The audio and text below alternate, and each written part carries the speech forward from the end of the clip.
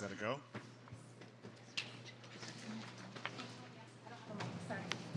Son, we're ready to record. Stand by, please. Be aware. Recording in progress. We are recording.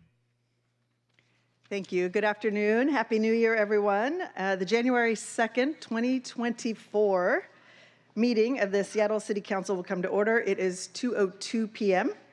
I'm Tammy Morales, Council President Pro Tem of the City Council. Will the clerk please call the roll? Councilmember Hollingsworth. Present. Councilmember Kettle. Present. Councilmember Moore. Present. Councilmember Mosqueda. Present. Councilmember Nelson. Present. Councilmember Rivera. Present. Councilmember Saka.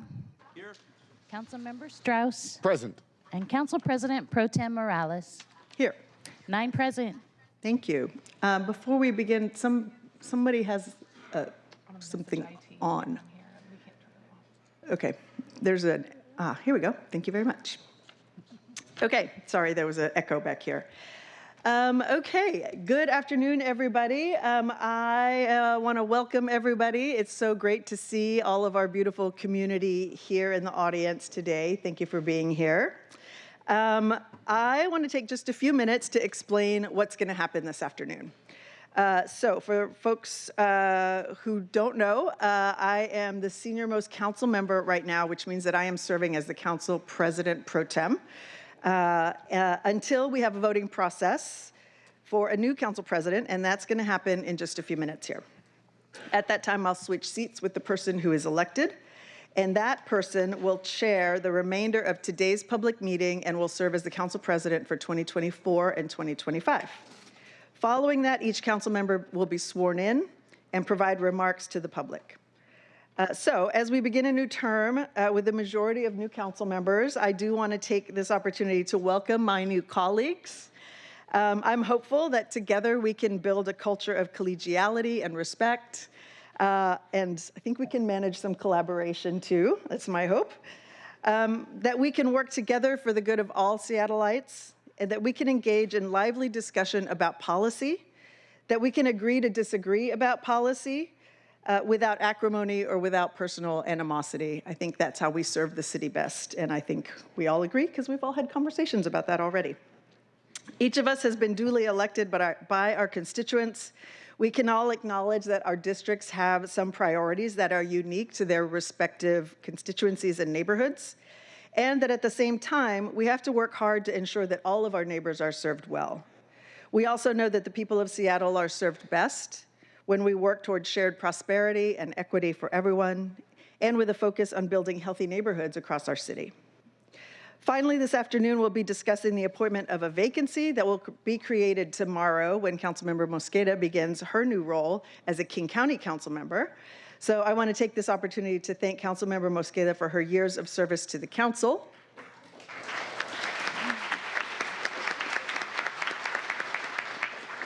You will be missed here on City Council, but we couldn't ask for a better partner at the county, so congratulations.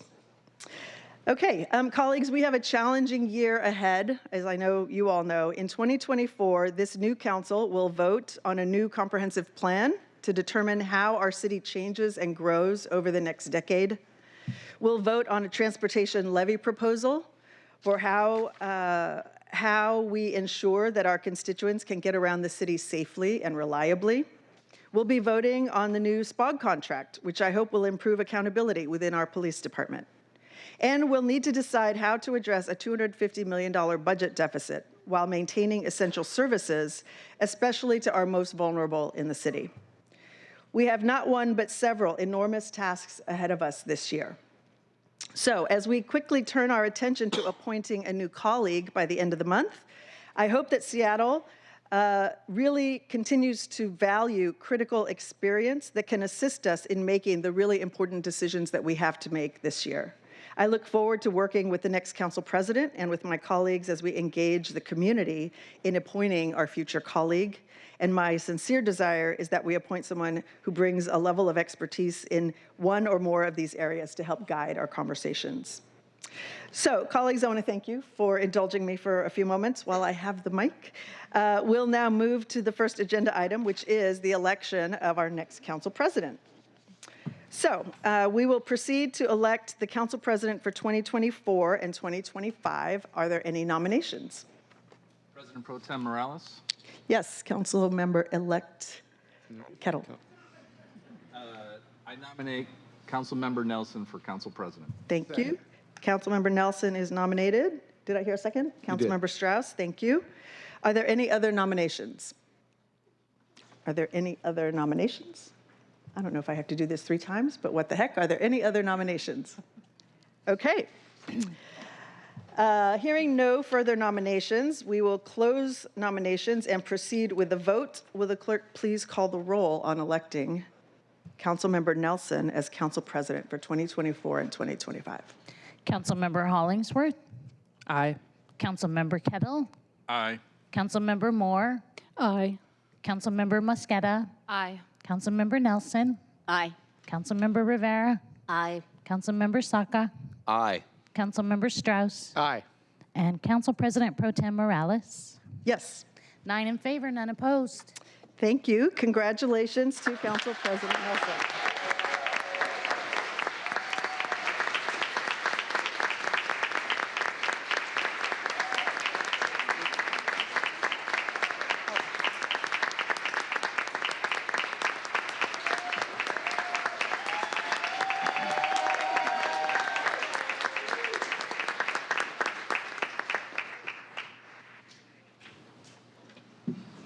I think I'm supposed to put, yep.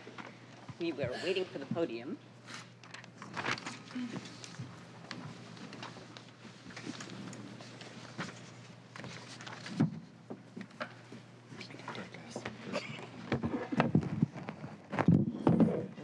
Is this light on? It is on. Well, hello, everybody. It's a full house. Happy New Year. Congratulations, Huskies, and thank you all, friends and family, for showing up today for this very momentous occasion. And thank you, colleagues, for putting your trust in me to carry out the duties of Council President. I promise to be fair and transparent and support your success. I'm going to keep this short.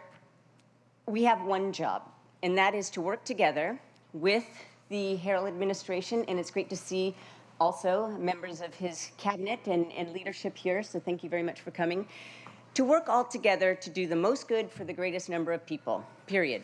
That's it. I'm not going to list a bunch of priorities that are going to make up our legislative agenda because we know what we were sent here by the voters to do. What really matters is how we do it. For example, being in person. And I have to say that it is so exciting to see everybody here getting settled in today and at the dais, actually, and seeing your staff running around. And I'm really hoping that that continues because when we're here on site, it's just so much easier to be accessible to each other and get things done faster. And things do move fast here, I have to say. They do, and they will. But we don't rush our legislation. We need to take the time to get the details right and really listen to all sides of an issue. That's how we minimize unintended consequences. So that I'm really hoping that that is a practice going forward. And then finally, we really do need to double down on our oversight role, and that means making sure that our outcomes, measuring our outcomes, are producing the intended results. That is accountability. I know, I heard you all mention that on the campaign trail this past year, and that's how we build trust.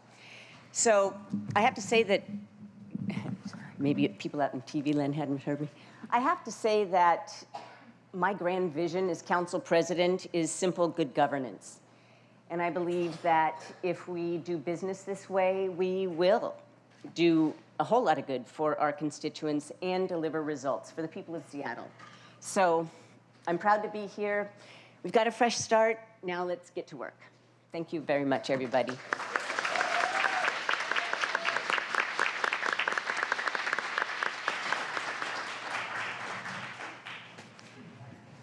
All right, now let's get to the real show, right? We are going, what? Do you want to remain standing or do you want me to move to the I'll stay here for a bit. Okay. All right. So we now move on to the swearings in. So we will proceed to the oath of office, ceremonies for newly elected district council members. And we'll go in the order of the district numbers. So as listed on the agenda, this will be followed by brief remarks by each council member. We'll commence with Councilmember Rob Saka, representing District 1, and the oath of office will be administered by Councilmember Saka's daughter, Maeve Saka, and she'll be joined by his wife, Alicia Saka, to affix the city pin. So I will move out of the way and let you take it away.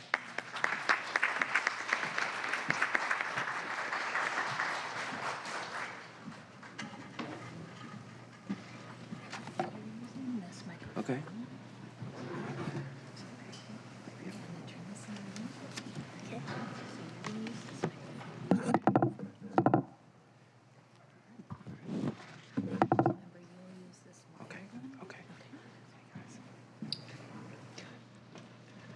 Never speaking to the mic. Raise your right hand.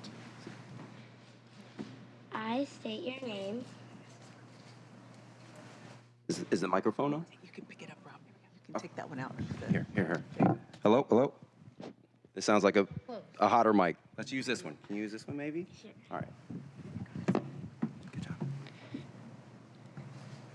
I state your name. I, Rob Saka, Swear or affirm swear that I possess all of the qualifications prescribed in the Seattle City Charter that I possess all the qualifications prescribed in the Seattle City Charter and the Seattle Municipal Code and the Seattle Municipal Code for the position of City Council Member, for the position of City Council Member, that I will support the Constitution of the United States, that I will support the Constitution of the United States, the Constitution of the State of Washington, the Constitution of the State of Washington, and the Charter and ordinances of the City of Seattle, and the Charter and ordinances of the City of Seattle, and that I will faithfully conduct myself as a City Council Member. and that I will faithfully conduct myself as a City Council Member. Congratulations, Daddy. Thank you.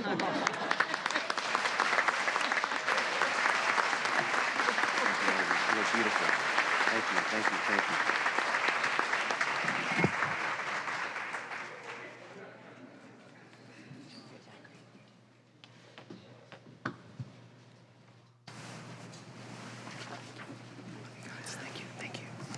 All right.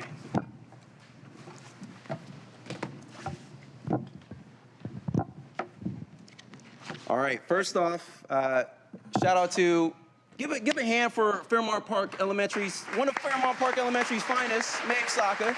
Thank you, my lovely wife Alicia, for that. All right, good afternoon.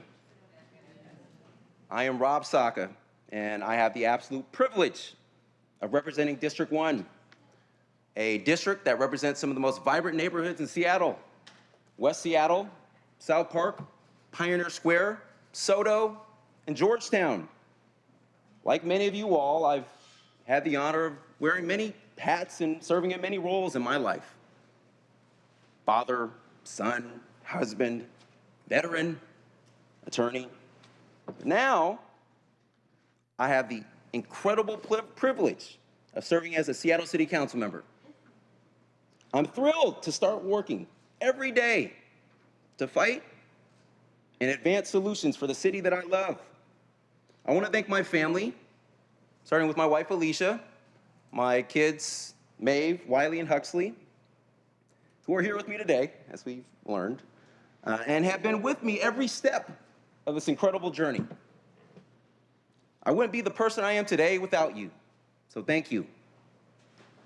Also, thanks to my father, Martin, whose wise words and lessons have guided so much of me and in my life. Today, I want to talk about resilience and unity. These principles are what brought me here today. I am the proud son of a Nigerian immigrant. I cycled through in and out of the foster care system in the state of Minnesota before my dad, who was a Nigerian immigrant, was able to rescue me from those circumstances at age 9. We moved out west landed in South King County in Kent, and our struggles continued, but we struggled together. And I watched as my dad worked long hours doing physically demanding work, including as a frontline warehouse worker in Kent, just to keep a roof over our head. So I know what it's like to struggle, like many of the people I'm hoping to help now in this new capacity. But it's his love, his example, that taught me the importance of resilience and community. Resilience to come from places of injustice and inequity and unfairness, and work toward a better future, not just for yourself, table stakes, but for all of us, your community. Resilience and unity are why I originally enlisted in the United States Air Force. Right after the 9/11 attacks, and in some of the nation's darkest days and moments, when smoke was still billowing from the ashes of the Twin Towers, it's the spirit of resilience and unity that inspired me to serve our nation. Resilience and unity are, frankly, why I became an attorney and decided to move back to Seattle after law school. I wanted to use the power of the law to help people overcome systemic barriers that I had to face and navigate growing up. And I also wanted to fight to create a better, more equitable future for people from Black and brown communities.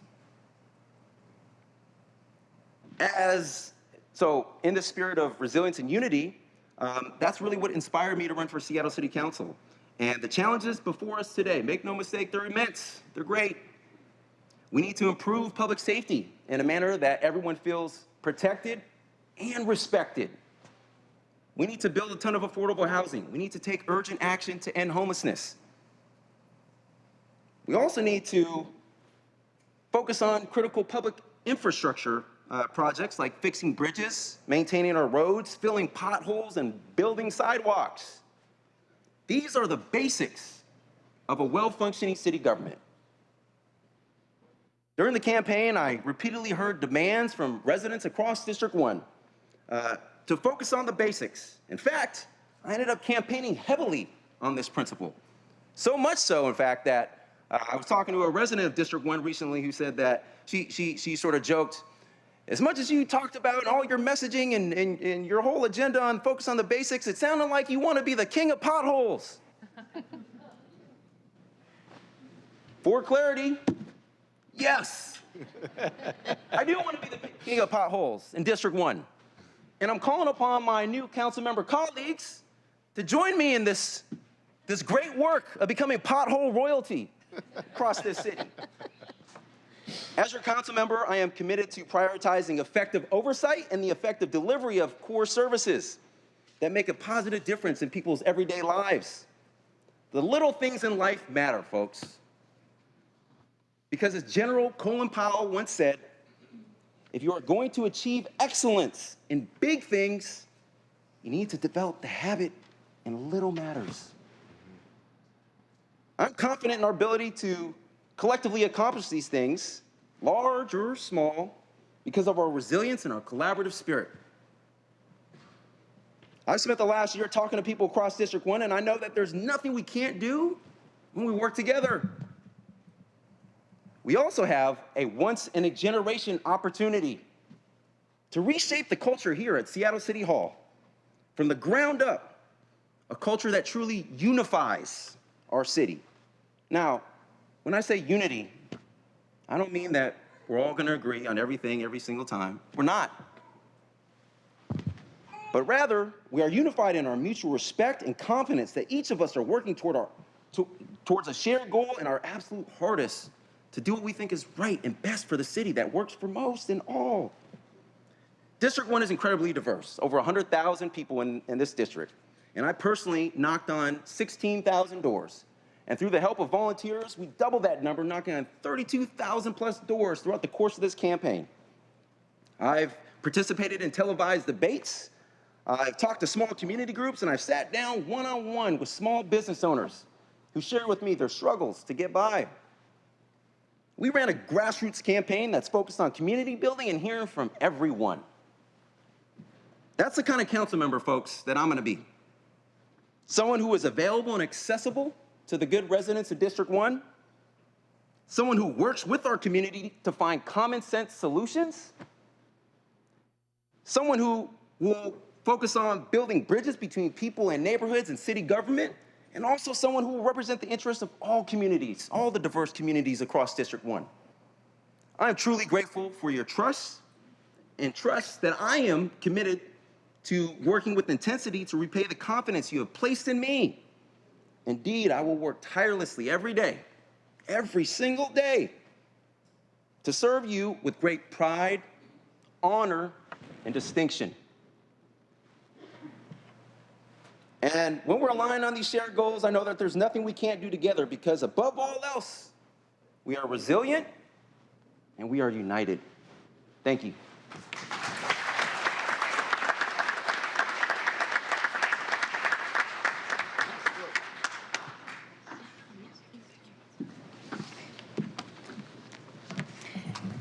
Next, representing District 2, Councilmember Tammy J. Morales. Her son, Mateo Morales Teicher, will administer her oath of office and affix her city pin. And the council member will also be joined by her son, Josh Teicher, and her mother, Janine Waller.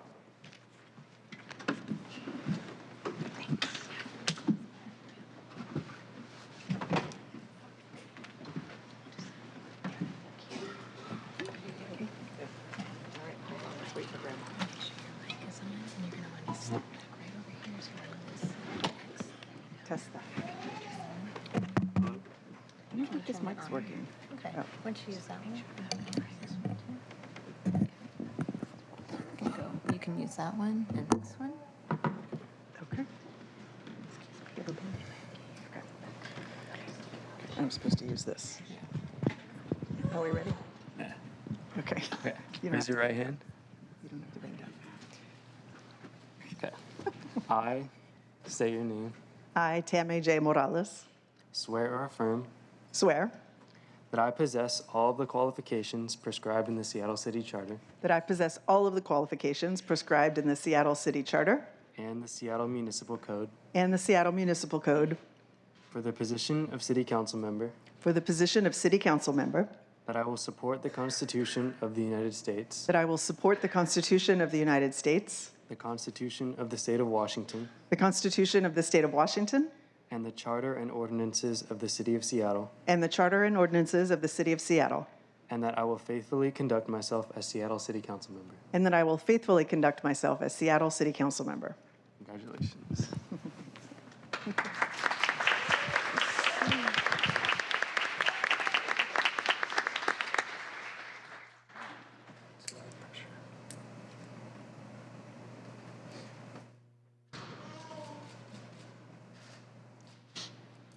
Yes, thank you.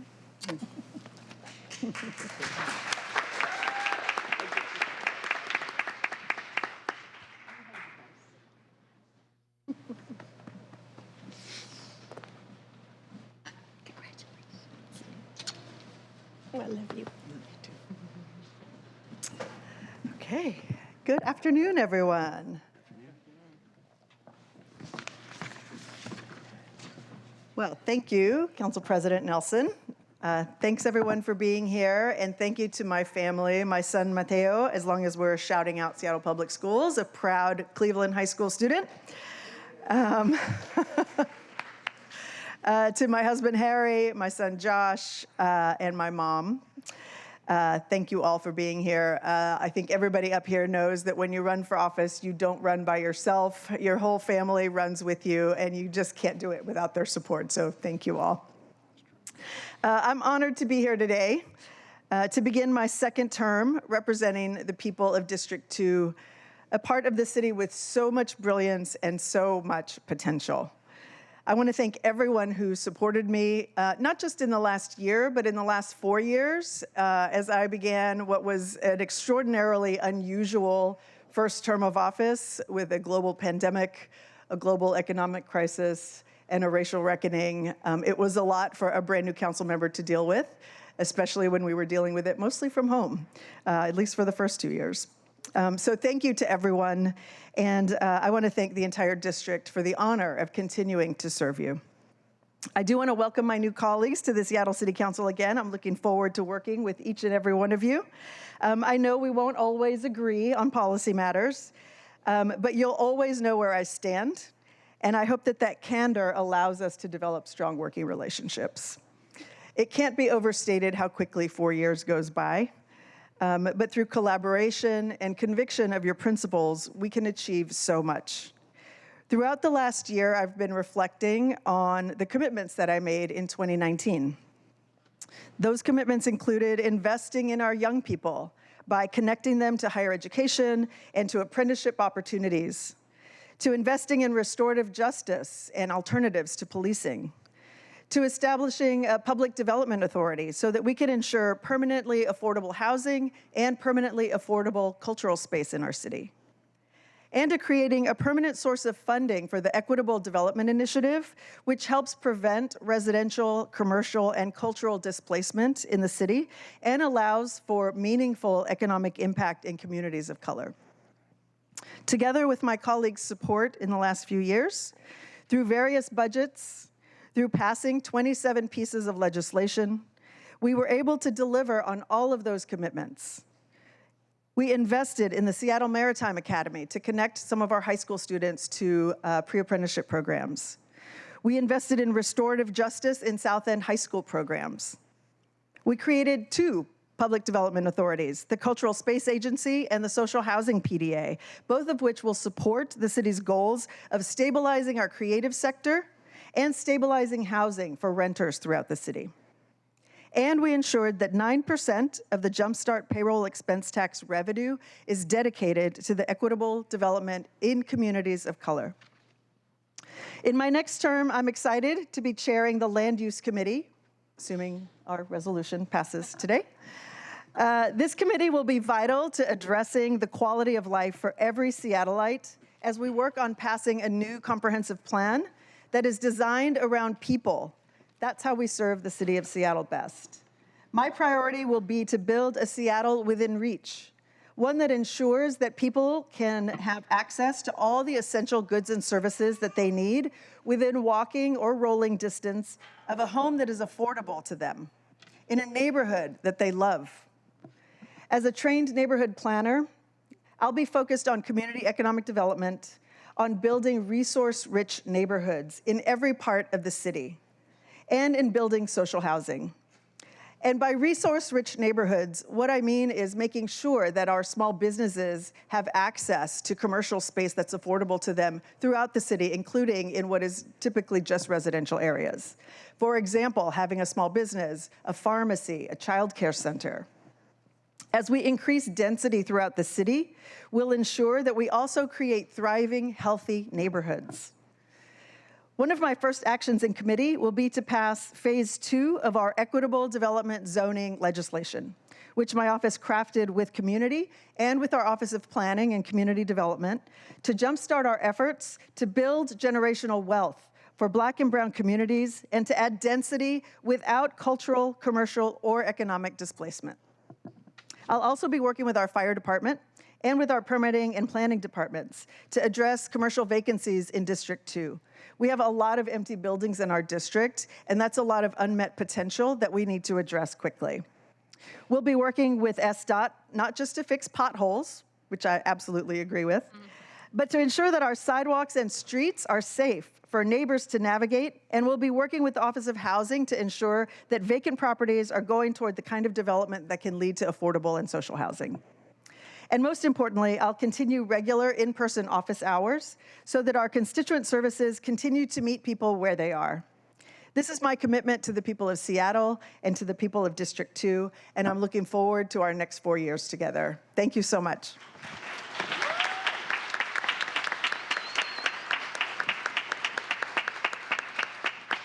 All right, next up, representing District 3, Councilmember Joy Hollingsworth.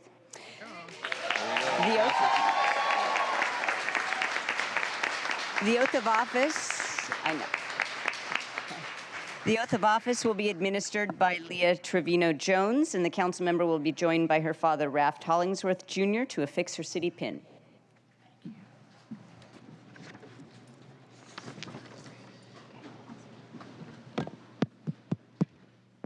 Test. No. It's this one, right? Hi, Leah. You ready? You got this. I think you have to talk. I think you have to talk in this. You're about to kill it. Testing 1, 2. Okay. Please raise your right hand. I state your name. I, Joy Hollingsworth, Swear that I possess all of the qualifications prescribed in the Seattle City Charter. say that one more time. I'm sorry.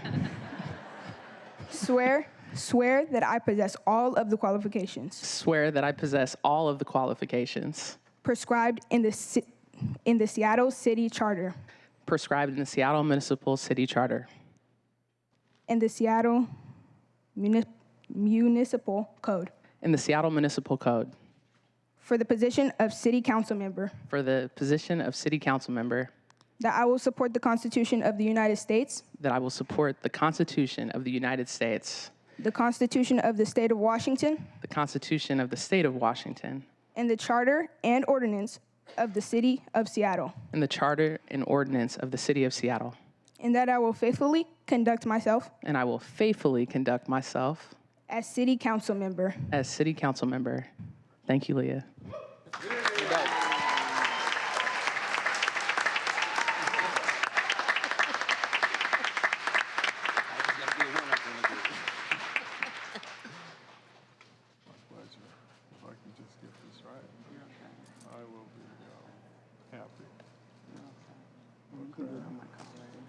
I should have done it on your collar.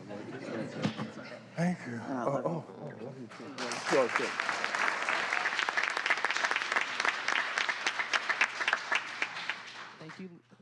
Thank you, Leah. Thank you, Dad. Here, I'm gonna just hold this one.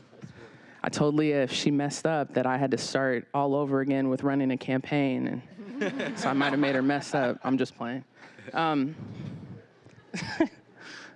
Can't scare the baby like that. I'm just playing. Thank you, Council President Nelson. Good afternoon. I'm Joy Hollingsworth, and an absolute honor to be here today as your Seattle City Council member for District 3. I would also like to first recognize all the people that made it possible for me to be here, from your love, support, prayers, donations, volunteer hours, text messages, phone calls, pep talks, high fives. You have been an absolute source of my strength. The campaign started and it grew from the womb. And I talk about this a lot, word of mouth. It was a true team effort, and there's a powerful village that literally holds me up today, every single day. As many as you know, I was born and raised in Seattle. My family has called District 3 home for the last 4 generations. I talk about in the campaign trail 3 generations, but actually it was my great-grandmother who moved here, so 4 generations. I'm just a kid from the Central District who grew up at the knees of civil rights legends, who helped shape our city. I'm just a kid who ran a lemonade stand with my brother at our parents' driveway, shooting layups at Garfield Community Center, hitting golf balls at Jefferson Park with my dad and Fred Couples. I sang in the church choir at First AME Church. I see my pastor here, Pastor Anderson. I was an alto. I could hold a note every now and then. And my choir teacher, Miss Sandra Jackson, and I see Simeon here as well. I played piano at recitals at Meany Middle School, speech contests at Tops at Seward. District 3 is literally in my DNA. My parents, Raft and Rhonda, would drive to the ends of the earth for every basketball game. And now you're sitting from bleachers of the hot summer gym, now you're sitting at City Hall watching me give this speech.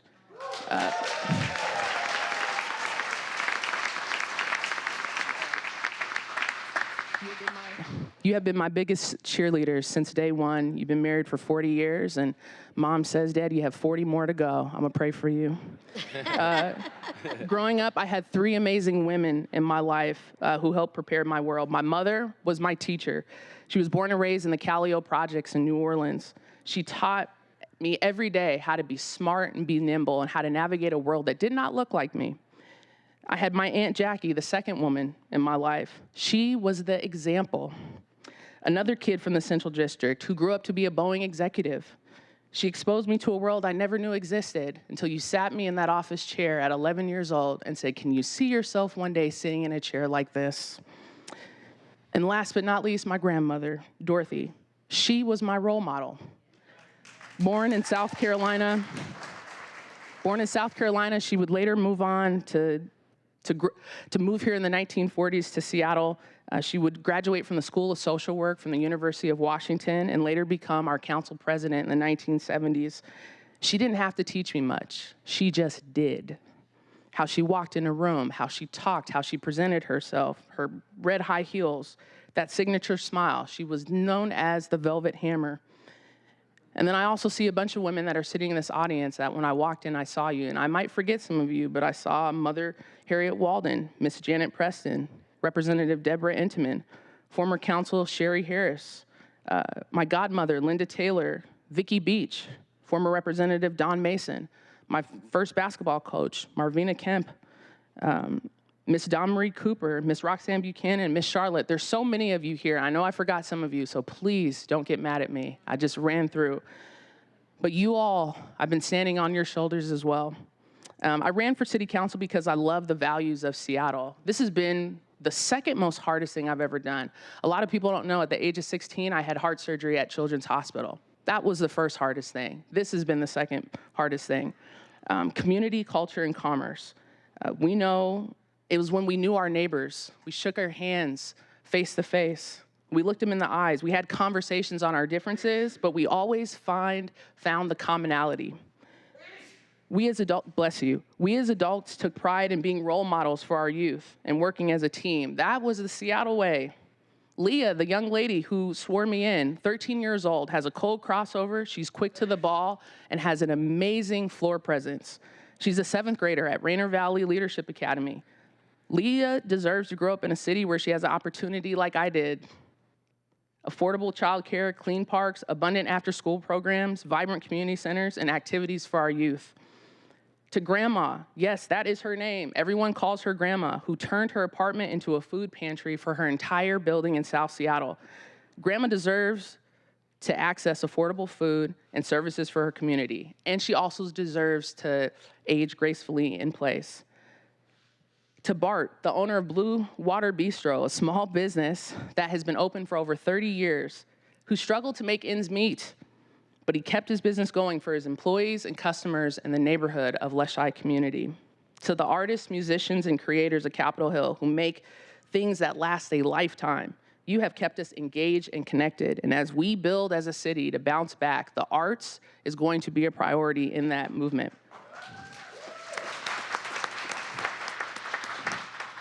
First responders, from our fire department, social workers, police department, family support workers, doctors, nurses, and EMTs. We have more hospitals in District 3 than any other parts in the city, and I love that. I own that. We also have one of the busiest fire stations. We're also home to the East Precinct, a precinct that Sam Smith, the first Black city council person, helped establish in our city. You all have worked overtime to keep our city safe and healthy. Thank you. Your work does not go unnoticed, and we will work hard as a council to help advocate and for more support and resources for your continued work. To the daycare owners who provide an essential public service to help educate our kids, especially early learning, thank you. Apple, Miss Deborah, Miss Lois, who is here, to name a few of amazing daycare providers in our district. You work day and night helping feed the minds of our little babies. I had a basketball coach. I'm gonna end with this. I had a basketball coach. His name was Coach Hopkins. He coached for the Seattle Sonics for a little bit. And when he retired, he took a project on like me. I had a little smart mouth every now and then. But 2 times a week, we would go in the gym and he'd put me in the corner. He'd make me pivot for 30 straight minutes every single time. And anyone who's in here played sports, you don't wanna pivot for 30 minutes basketball. You wanna dribble, you wanna shoot, you wanna go ahead and be like Mike. And so one day I said, hey, Coach Hopkins, why are you putting me in the corner to pivot all the time? Like, why are you doing this? And he said, girl, I am teaching you the fundamentals of the game. If you don't know the fundamentals, you can't know the game. That is where our city is at right now.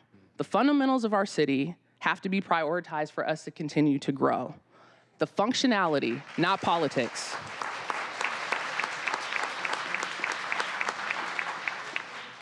Functionality, not politics.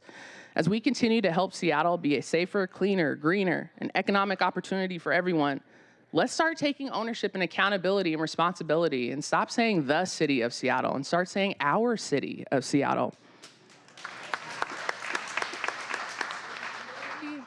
Looking forward to working with my new teammates on a new team for a new goal, for a new championship. And we will work hard together. And God bless Seattle. God bless the people who call the city home. Thank you so much.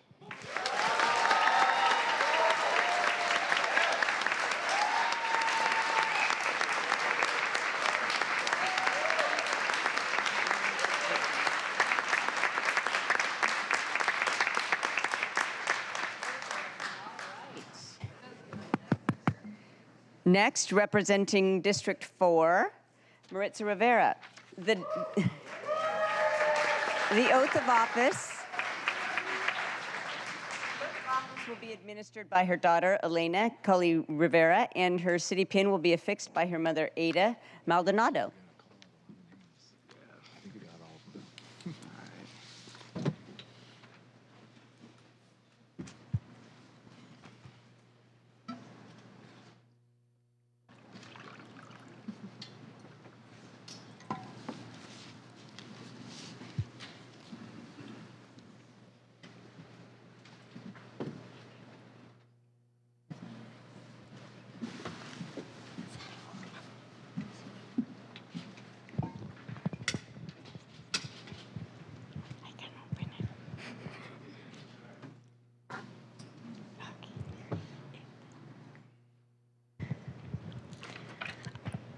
I state your name, swear or affirm I, Maritza Rivera, affirm that I possess all of the qualifications prescribed in the Seattle City Charter that I possess all of the qualifications prescribed in the Seattle Charter and the Seattle Municipal Code and the Seattle Municipal Code for the position of City Council Member, for the position of City Council Member, that I will support the Constitution of the United States, that I will support the Constitution of the United States, the Constitution of the State of Washington, the Constitution of the State of Washington, and the Charter and ordinances of the City of Seattle, and the Charter and ordinances of the City of Seattle, and that I will faithfully conduct myself as City Council Member. and that I will faithfully conduct myself as City Council Member. Congratulations.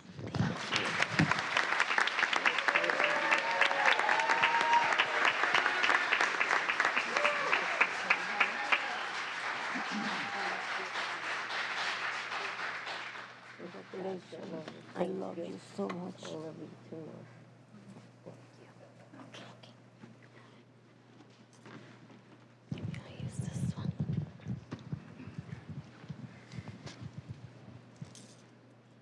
Thank you, Council President Nelson, and good afternoon to everyone here.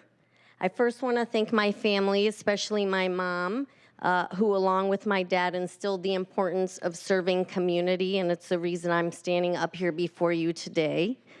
I also want to thank residents in the D4 and my friends across the city who are responsible also for me being here today. I'm grateful for your support and your trust in my abilities. And thank you all for being here today. Happy New Year.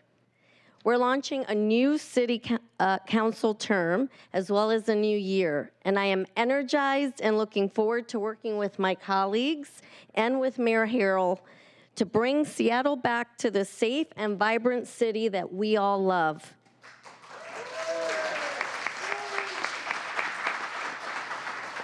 I decided to run for office after the terrible shooting at Ingram High School, where both my daughters attend. Public safety was my top priority during my campaign, and it did not take long to learn that it is also a top priority for the residents of District 4 as well as residents across the city. On the behalf of the residents of District 4, I will act with urgency and focus to reduce 911 response times, get enough officers on the streets to keep our children and all citizens safe, and create public safety alternatives because we know that every situation does not require a uniformed officer. I'm also committed to bringing both accountability and civility back to City Hall. Our city programs should be consistently delivering their intended results. with robust systems in place to measure progress and outcomes. If programs don't deliver, then we must act and make necessary changes to meet our city's goals.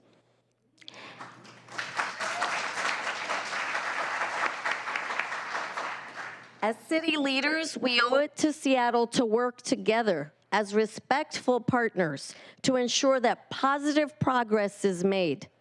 This group of people embodies so many rich backgrounds, beliefs, experiences, and opinions. I will always be ready to listen to and work with everyone to restore Seattle to the safe and welcoming and more affordable city that I moved to more than 20 years ago. I believe we can earn back the trust and respect of residents of Seattle.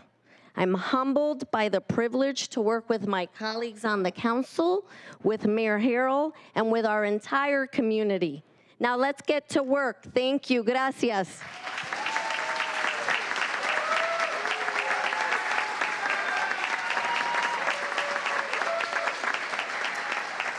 All right.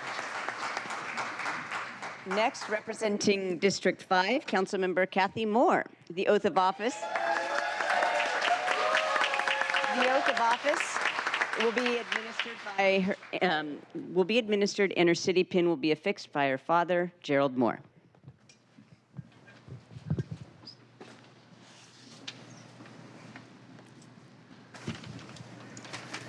Ready for this? I'm ready. I I, state your name. Cathy Moore, Swear or affirm affirm that I possess all the qualifications prescribed in the Seattle City Charter that I possess all of the qualifications prescribed in the Seattle City Charter and the Seattle Municipal Code and the Seattle Municipal Code for the position of City Council Member, for the position of City Council Member, that I will support the Constitution of the United States, that I will support the Constitution of the United the States, Constitution of the State of Washington, the Constitution of the State of Washington, and the Charter and ordinances of the City of Seattle, and the Charter and ordinances of the City of Seattle, and that I will faithfully conduct myself as a City Council Member. and that I will faithfully conduct myself as a City Council Member. I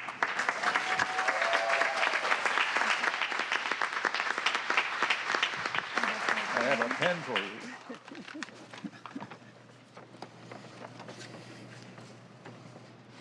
Thank you, Dad.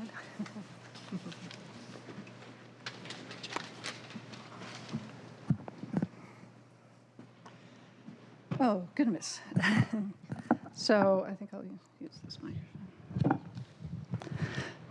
Hello, everyone. This is just such a momentous occasion. I wanted to say, Council President, colleagues, my dear family, and well-wishers, near and far, it is an absolute honor to stand before you today as the newly elected council member for the best district in Seattle, District 5. I wanted to thank the many individuals and organizations and groups across District 5 and citywide that made this privilege possible today. And I also wanted to shout out a special thank you to my early supporters, many of you who are here today, for propelling me through the primary.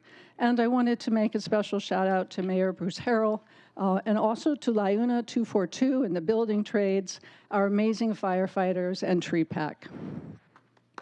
I've always considered myself lucky to call Seattle home. It is a dynamic city known for paradigm-changing innovation, publicly accessible natural beauty, and a social and environmental consciousness that has put us at the leading edge of social and progressive change. But proud as I am of our city, we do have work to do. When I started this journey 10 months ago, I believed that I would find others who shared my concern for the future of Seattle. But what I found was far more than that. I found people across District 5 and the city exhausted. Exhausted by the tectonic shifts wrought by the COVID-19 pandemic, the ravages of the fentanyl epidemic, an 8-year and counting homelessness emergency, and a rapidly reshaping city landscape and climate. I found people hungry for connection, for normalcy, and for order. So I see this recent election as a call for a lifeline out of this bewildering and battering storm that our city has endured these past 4 years. Finding our way forward will require us to recalibrate thoughtfully and carefully, to build upon the positive changes and advances forged out of the crucible of the past 4 years, advances such as the Civilian Alternative Response Team, while also being unafraid to reshape or retire approaches that fall short, particularly when addressing our homelessness and housing affordability needs. So friends, at this time, when the sirens of a strong man sing loudly, we must demonstrate that a pluralistic society and a democratic government can meet the needs of all of its residents for safety, for shelter, for opportunity, for comfort, and for joy, and for care.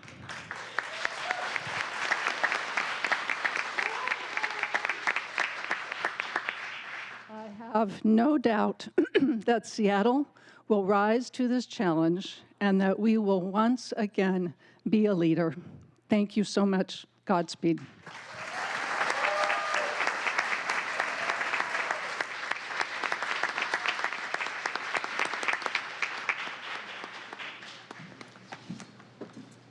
All right, next, representing District 6, Councilmember Dan Strauss.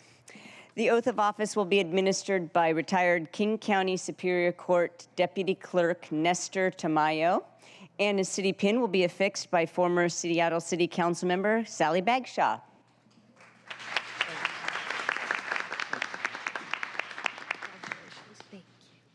Hey, buddy. Don't make me drop. I won't. I won't. Raise your right hand. Okay. I state your name. I, Daniel Aaron Ingersoll Strauss, Swear and affirm that I possess all the qualifications described in the Seattle City Charter. that I, say that again. Okay? Who wrote this? That I possess all of the qualifications prescribed in the Seattle City Charter. That I possess all of the qualifications prescribed in the Seattle City Charter. We did this once before. We did. And the Seattle Municipal Code. And the Seattle Municipal Code. For the position of City Council Member. For the position of City Council Member. And I will support the Constitution of the United States. And I will support the Constitution of the United States of America. The Constitution of the State of Washington. The Constitution of the State of Washington. And the Charter and Ordinance of the City of Seattle. And the Charter and Ordinances of the City of Seattle. And that I will faithfully conduct myself as a City Council Member. And that I will faithfully conduct myself as a Seattle City Council Member. Congratulations. Thank you, Nestor.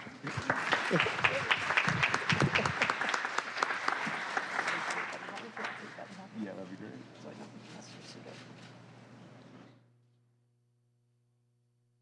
Proud of you.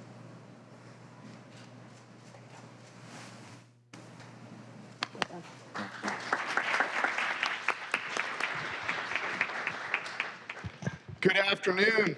I'm Councilmember Dan Strauss, representing Ballard, Fremont, Finney, Green Lake, Greenwood, Magnolia, many micro neighborhoods, and everyone in the city of our city of Seattle. I want to first, it is a humble honor to get to represent the district and the city that raised me. I do want to first thank my family for all the love and support you provide, for my wife, Caroline. Even on our hardest days, we get through them because we get through them together. And to my parents, Robert and Chris, for giving me the life that I have lived. Thank you. Because I really could not do this job without you. I also want to thank and introduce my friends Nestor Tamayo and former council member Sally Bagshaw. You both give me so much strength in hard times and in good. Nestor's got a lot of fans in this world. Nestor dedicated his life to service with the United States Army, Department of Defense, and as a King County Deputy Clerk. and as an active member, as well as former commander of the Ballard Eagleson Veterans of Foreign Wars. Councilmember Bagshaw dedicated her life to service with the University of Washington, King County Metro, the County Prosecutor's Office, and here at the Seattle City Council. One common thread that they did realize before we came out here today is that they both worked for Norm Mailing, who cultivated collaborative government and was a towering figure in our community because of how he worked to bring people together and treated them with respect. By doing so, he elevated each person's ability to solve daily problems and rise to their full potential, serving our community. I see Norm in both of you, and living his example is what gives me strength needed to serve our city today. A short story while they're here with us. One evening I was sitting with Nestor and our friend Casey. I was complaining about this or that, and Nestor looked at me and he challenged me. He said, well, then why don't you do something about it? And he and Casey urged me to seek this path because it isn't good enough to complain. We must each do all we can to solve the issues we face. So thank you, Nestor and Casey, for encouraging me to seek office and get things done for our city and our community. I then went to Sally, Councilmember Bagshaw, to ask for her opinion about this, running for office. And before the end of the day, she said that I was going to do it. Wait, I was just asking your opinion. And before I knew it, she was telling others that I was running for office even before I felt confident that I was. Thank you, Sally, for never letting me look back and always believing in me. Colleagues, I know each of you are here because you want to be the change we want to see in our city. We each have the people in our lives like Nestor and Sally who give us inspiration by dedicating their own lives to service, to dedicating their lives to our community and to our nation. We together have the opportunity to reset the culture here at the Seattle City Council. As many of you have stated, it is my vision that we have a collaborative team where we can disagree without being disagreeable or disparaging each other. Yes, we are off the campaign trail, and yes, we are here to govern in a way that sets our city up to reach its highest potential.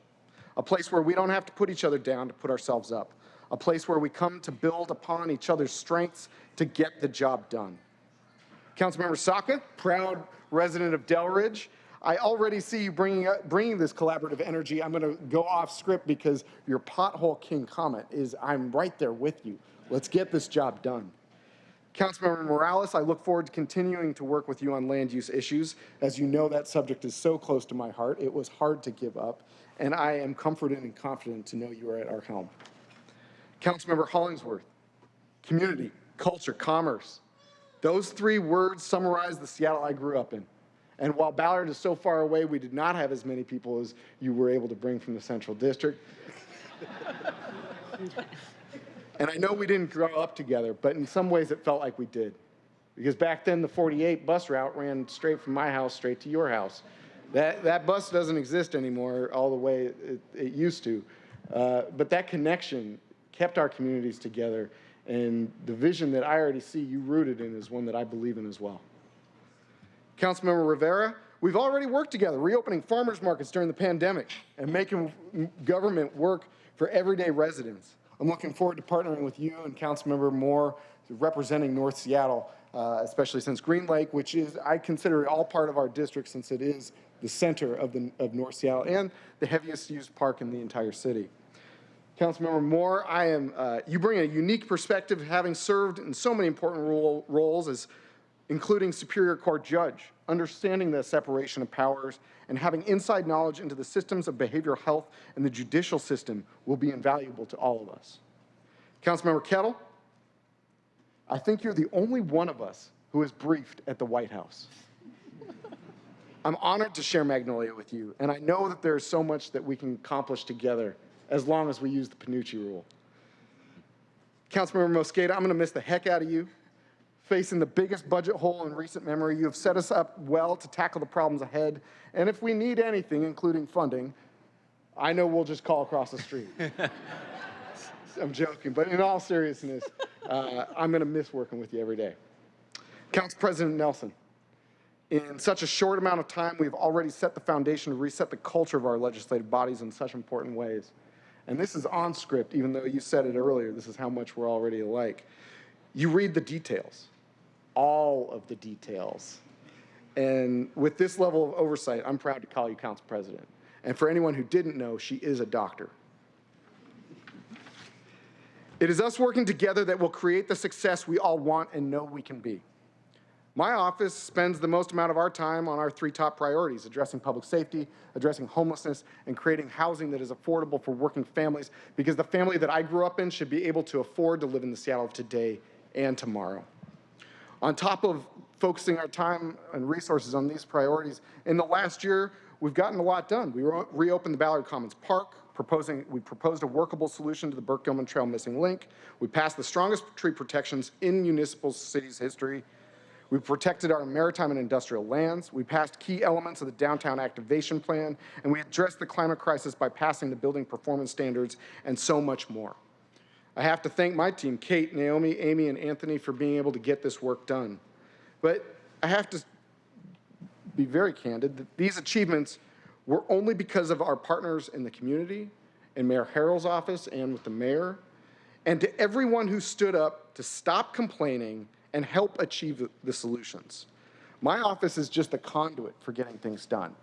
And it's an honor to do office hours every single week and have our district director in district so much of the time. We set the table for partners to be part of the solution, which is how we were able to get so much done last year.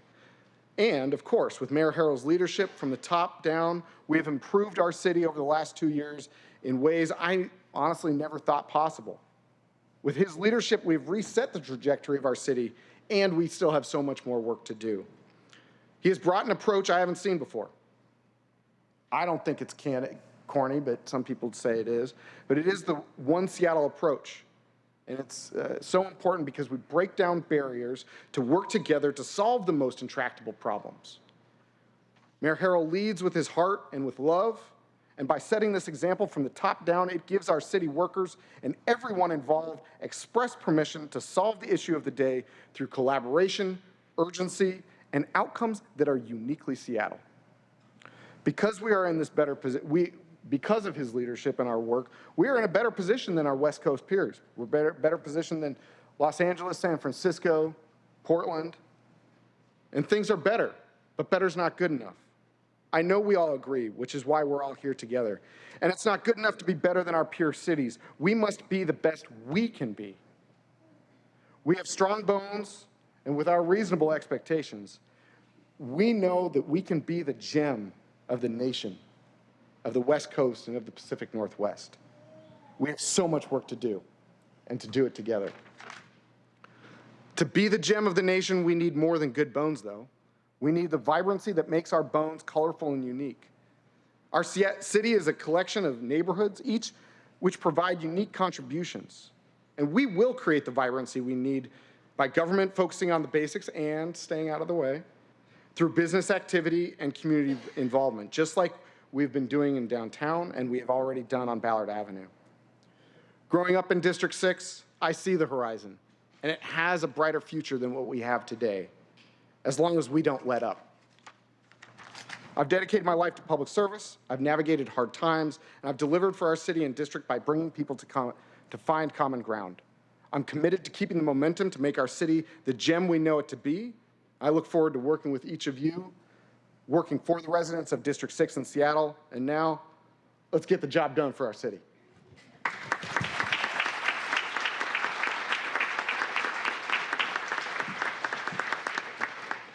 All right. Finally, representing District 7, Councilmember Robert Kettle. The oath of office will be administered by his father-in-law, Anthony Dunn, and daughter, Evelyn Kettle. His wife, Sarah Dunn, and daughter will affix the city pin.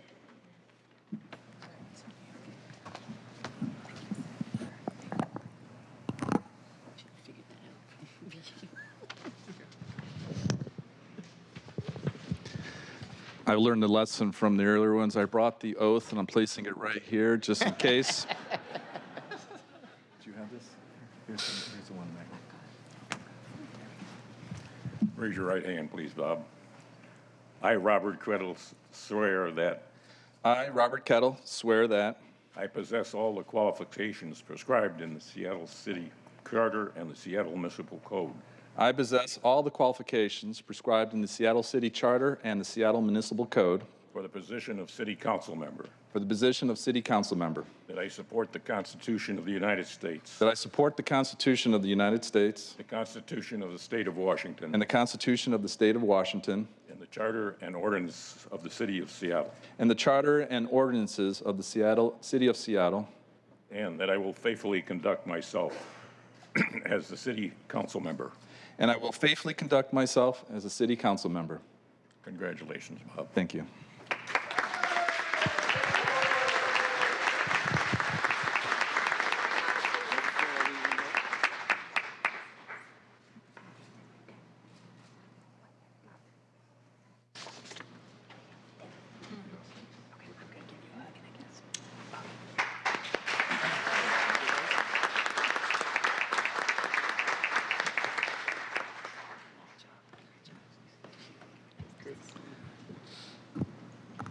Thank you. Good afternoon, everyone. Thank you, Council President Nelson. My colleagues on the City Council, as so wonderfully done by Dan in terms of highlighting their strengths. And most importantly, thank you, District 7. I also want to make a special thank you to my father-in-law, Tony Dunn, and especially my wife, Sarah, and our daughter, Evie, for my ceremonial oath. As a new council member, I'm looking to bring my public service experience from my naval career and the past decade of being a civic volunteer and community leader to my new role. So on that point, I want to thank my former military commanders, but also my nonprofit community leaders here in Seattle for their support. Jackie Miller from the World Affairs Council Seattle, Ellen Monrad and Paula Mueller from the Queen Anne Community Council, Allie Teeter Baker from the Ballard Eagleson VFW Post 3063, and now I have to give a shout out to Nestor as well, who's also representing with a few others from the VFW Post, thank you. And also Lane Ross, Chair of the West Precinct Advisory Council. Thank you for your support over the past decade and growing me into the Seattleite that I am now. Moving forward, my focus remains on public safety, public health, and homelessness. These pillars are needed to further our ability to activate our downtown neighborhood, the viability of our public transport system, and the sustainability of our post-pandemic recovery. Ultimately, though, it's about creating a safe base for our children, our families, our small businesses, and bigger ones too, our schools, our buses, but also importantly, for the most vulnerable among us and for those in crisis. More broadly, a focus for me includes the fact that we are a port city. We were a port a century ago and will be a century from now. We cannot escape our topography, our geography. We must protect our port and address the issues facing it and our city. And this comes with our members here in District 1 and 6. We have to work together. But also, we need to acknowledge, too, that our port city's role is not just for our city, but also for our region, our state, and our nation. Further, our city is a gateway, our city, not the city, is a gateway to the world. We must embrace this not just for the economic reasons, but also for the academic, the sporting, and the cultural benefits our city receives. Understanding the world means understanding how beautifully diverse our world is, and in turn, understanding how beautifully diverse our city is becoming and can become. My father came to America, with an American dream that was in part centered on educational opportunity. So he would often ask me, hey, why did I come to America, Bob? And the answer was always, even after the thousandth time, education, education, education. With respect to education, we need to champion our libraries, a charter duty for their role in our communities. As a stay-at-home dad, I saw how important libraries were for early education, but also what they've become for the elderly and everybody in between. They've essentially become a community center. So we must support our library system and ensure all communities have access to one. A focus on policy and issues is important, but as important is good governance. Good governance is centered on leadership with a North Star, incorporating accountability and transparency with program oversight being central. Good governance also means being engaged with neighborhood and community organizations. It underlines everything and includes bringing in all stakeholders, listening to all stakeholders, Being positive in its engagement. As noted, like the Mayor's One Seattle plan, we need that positive engagement. But it's about getting the nuts and bolts of local government done. To this end, we will create the District 7 Neighborhood Council and hold meetings, bringing together the neighborhood community councils and other community organizations to help connect them to City Hall and, more importantly, in some respects, to each other, so they understand the needs of our district and our city. So, in closing, I am grateful for this opportunity. I am honored to work with my fellow council members in partnership and collaboration, all of you, and I'm committed to serving our city. I want to thank again my family, both here and in Western New York, for their love and support, and God bless the city of Seattle. Thank you.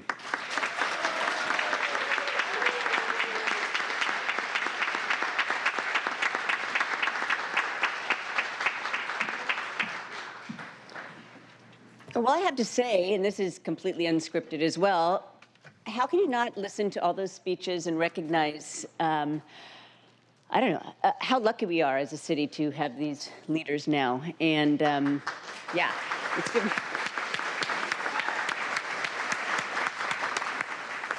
You heard common themes, and I just have to say that we're going to follow through, and you're going to keep us, you're going to keep on us, and you're going to make sure that we do it. So thank you all very much. You're our witnesses, and I want to say one thing, that we will have a short reception that will follow the conclusion of this meeting. The reception is located in Bertha Knight Landis on the first floor, and all are welcome to attend. One last thing, I just have to say, I can't just wait to get to work with you. I am really looking forward to getting to know you all. And I think we're going to have some fun, too, on top of everything.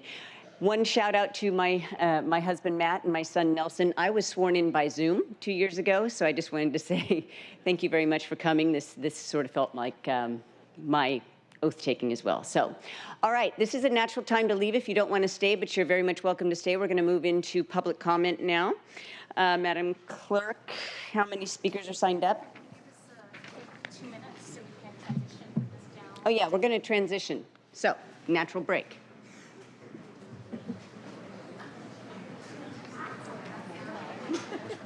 What'd you say? I said, if you want to stand the whole time.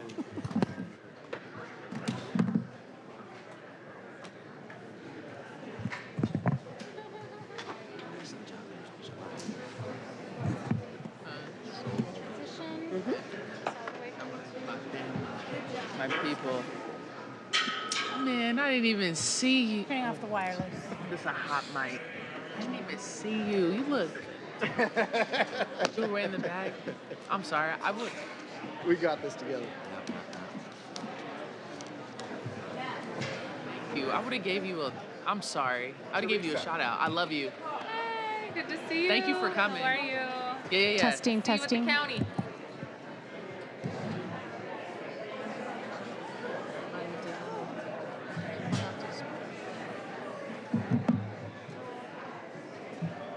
Love you so much. Thank you. Thank you for being here.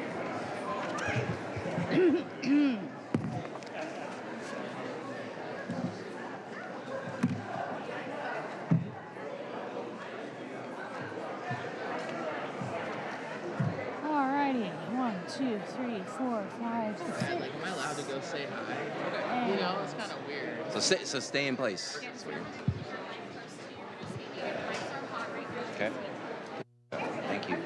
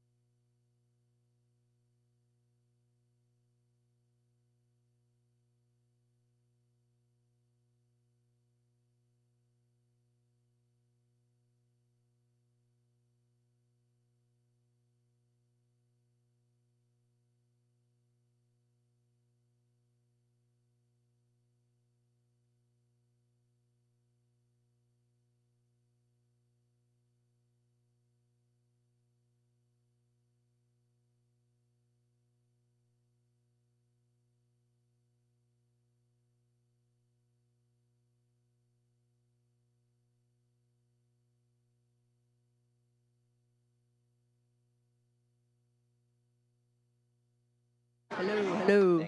Chair Nelson, are we ready to come back to order? We are ready to come back to order. Thank you. And last time, I'll probably use this gavel. I'm gonna text Okay. you. I'm gonna text you. Thank you. Okay. Thank you, Peter. Thank you. All right, colleagues, at this time, we will now open the public comment period of our hybrid meeting. Madam Clerk, how many speakers are signed up today? We have 5 in person and 6 remote. All right. We'll start with the speakers that came in person first, and everybody will have 2 minutes. Okay, thank you. I will read the instructions here. I'll moderate the public comment period in the following manner. The period for the meeting's 20 minutes, and each speaker will be given 2 minutes. I'll begin on calling on the in-person speakers, and I'll call in the order that you were signed up on the sign-in sheet. I'll call on each speaker by name, and once I call your name, come to the podium and speak. For remote speakers who will be called on after the in-person speakers, once I call your name, listen for a prompt of you have been unmuted, and that will be your cue to press *6 to unmute your phone. Speakers remote and in person will hear a chime when there's 10 seconds left of your public comment, and that is your cue to wrap it up because we will be turning off the mics. So our first 2 speakers in person, the first speaker is Matt Chan, and Matt will be followed by Carolyn Malone. Is Matt Chan here? Oh, there you go. And also, it's good to speak right into the microphone so it picks up your voice. Go ahead. My name is Matt Chan, and I'm here to actually congratulate Council President Nelson. Thank you. He's been a big supporter of the Chinatown International District. And my comment today really is I want to address everyone who's new on the council to really take a look at trying to solve this year, this term, the intractable problems in the Chinatown International District. 12th and Jackson has been a blight on this city. And I want you to think of maybe centering the solutions on the children, the residents, and the businesses. Far too long we look at the problems and think we can police our way out of this. I don't think we can. But I think as a new council, if you can look at this and together come up with a real solution to solve this problem once and for all, because the neighborhood deserves more than that. It's the last functioning Chinatown in the Pacific Northwest. And it deserves better than it's getting. Because you can go down there anytime, day or night, and not feel safe. And if your priority is public safety, I encourage you all to live up to your word and take care of this blight on this community, my cultural home, and the city of Seattle. Thank you. Thank you. Our next speaker is Carolyn Malone, who will be followed by Alex Zimmerman. Go ahead, Carolyn.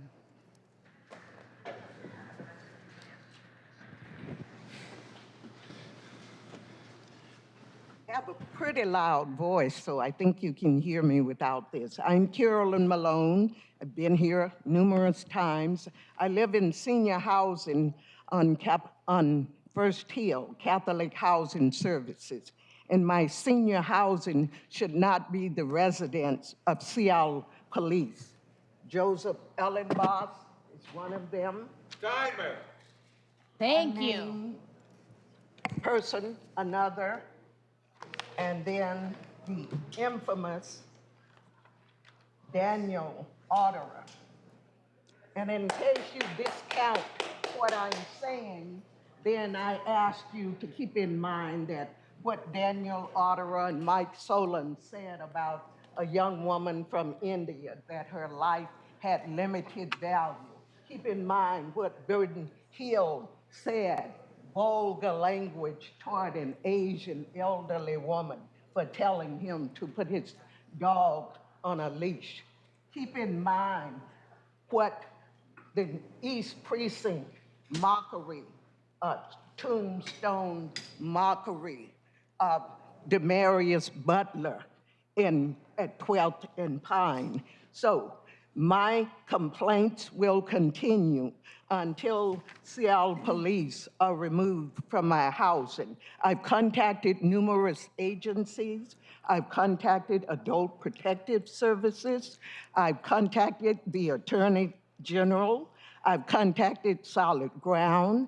I've contacted Housing Justice Project, Northwest Housing, and I get thwarted. And the retaliation continues. Right now, the door on my apartment is busted. Someone did it, I don't know. I taped it, came here today. Being Black in Seattle and King County should not be a marker for police harassment, intimidation, violation, and violence. And I shall return. Thank you. Thank you. Our next speaker is Alex Zimmerman, and Alex will be followed by Reverend Harriet Walker.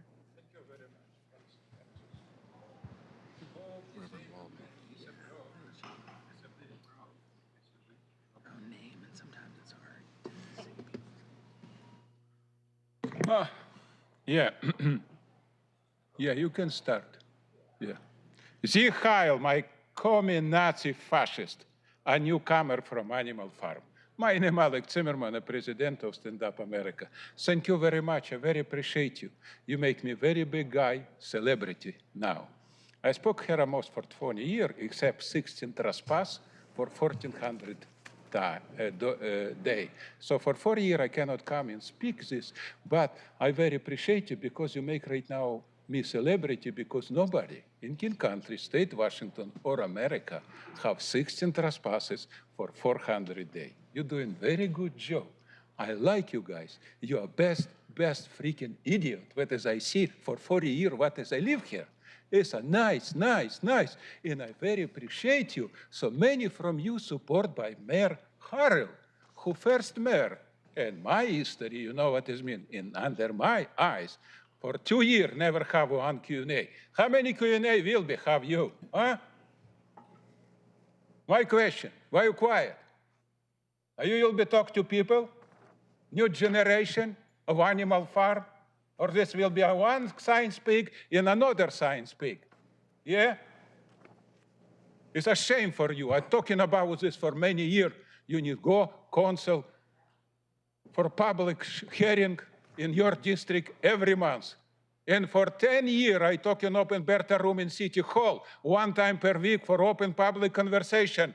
We have a fascism government controlled by degenerate idiot. It's my experience. I talking about this for many years. Zero reaction. You will be different? No, you not will be different. Because when you will be different, Seattle will be different. So stand up, America. We need clean another generation of bandita who make us life miserable. Good luck. Thank you. Our next speaker is Reverend Harriet. One moment. I just wanted to say our rules prohibit abusive and harassing language and disrupting behavior. That comes close to an example of such. So please don't speak like that to us and to your fellow citizens and residents when you give public comment. Thank you. That's right. Yay, yay. Council President, point of order. Council President, point of order. I am putting on the record that his opening statements were abusive and harassing. Yep. Thank you. Yes. Thank you. And Reverend Harriet Walker, please. Hi, good afternoon. My name is Reverend Walden, and I've been speaking to the City Council since 1990. And I work with all the police chiefs from Fish Simon to the present one. And I'm just so happy to see a new council. I mean, the last 4 years was just something. So anyway, I'm just happy that you're here. And I'm speaking for Mothers for Police Accountability and not the Community Police Commission. So I'm speaking for an organization that's 34 years old, working for police accountability. We're collaborators. We stayed at the table. We never took our marbles and went home. So I'm absolutely ecstatic about working with the new council and public safety. We have a community that's been forgotten when it comes to public safety. I mean, everybody comes and talk about Black Lives Matter when the police has harmed people. But when we're harming ourselves and we having all the mothers who are weeping, especially in a lot of the other districts, Nobody says a word. It's silence. And so all the people who say they speak for Black Lives Matter, I guess they see today, Black people can speak for themselves. We've been speaking. We've been here before the Civil War. Our ancestors. We're the stolen ones. We've been here for a long, long time. So really, I'm just really glad to be here. I'm glad to see the new council. Work in collaboration. And let's keep Lake Washington Boulevard open for people who are differently able. Don't let the bicycles win, and they take Lake Washington Boulevard away from people who are differently able. Thank you. Thank you. Thank you, Evan. Our next speaker is Manny Conning, I believe. Manny will be followed by Jewel Rolls. Good afternoon, Honorable Chair and distinguished members of City Council. I'm Manny Kowalin, Executive Director for Inspire Washington. We champion opportunities for a broad statewide coalition of cultural businesses with missions in science, heritage, and the arts, and the commercial creative industry. From large organizations to small in urban or rural regions, all businesses are vital because of the communities that count on them for high quality of life. On behalf of our broad cultural coalition, we congratulate all of you. We were thrilled to get to know many of you during our candidate forums, and we look forward to working together on Seattle's cultural future. Here in Seattle, arts and cultural programs are a source of inspiration and civic pride. In our city, our vibrant programs are not extra, they are basic. The city's historic investment of admission tax revenue provides stability to hundreds of small cultural businesses and therefore jobs to thousands of creative and cultural workers that are trying to make a home here. We look forward to speaking more about Seattle's policy of 100% dedication of admission tax to the Office of Arts and Cultural Sector. We believe in their leaders and being able to provide those funds equitably to all of our businesses. There are many cultural opportunities and challenges ahead. For our sector, the pandemic has a long tail, and many businesses need further help as they stabilize and restart programs in a very challenging landscape. You probably heard our good news. Inspire Washington, after a passionate campaign with the help of our coalition of advocates, earned the unanimous support of the Metropolitan King County Council to adopt Doors Open. This is the local authorization of Washington's Cultural Access Program, and our company served as the primary proponent. Yes, cultural funding will expand significantly through For Culture, our county's cultural agency, but City of Seattle's support through admission tax remains a critical piece of the puzzle. I look forward to briefing you all on Doors Open and working with you on this big, exciting future. Thank you. Thank you. We'll now move into remote public commenters, and our first remote public commenter is Toby Thaler, and Toby will be followed by David Haynes.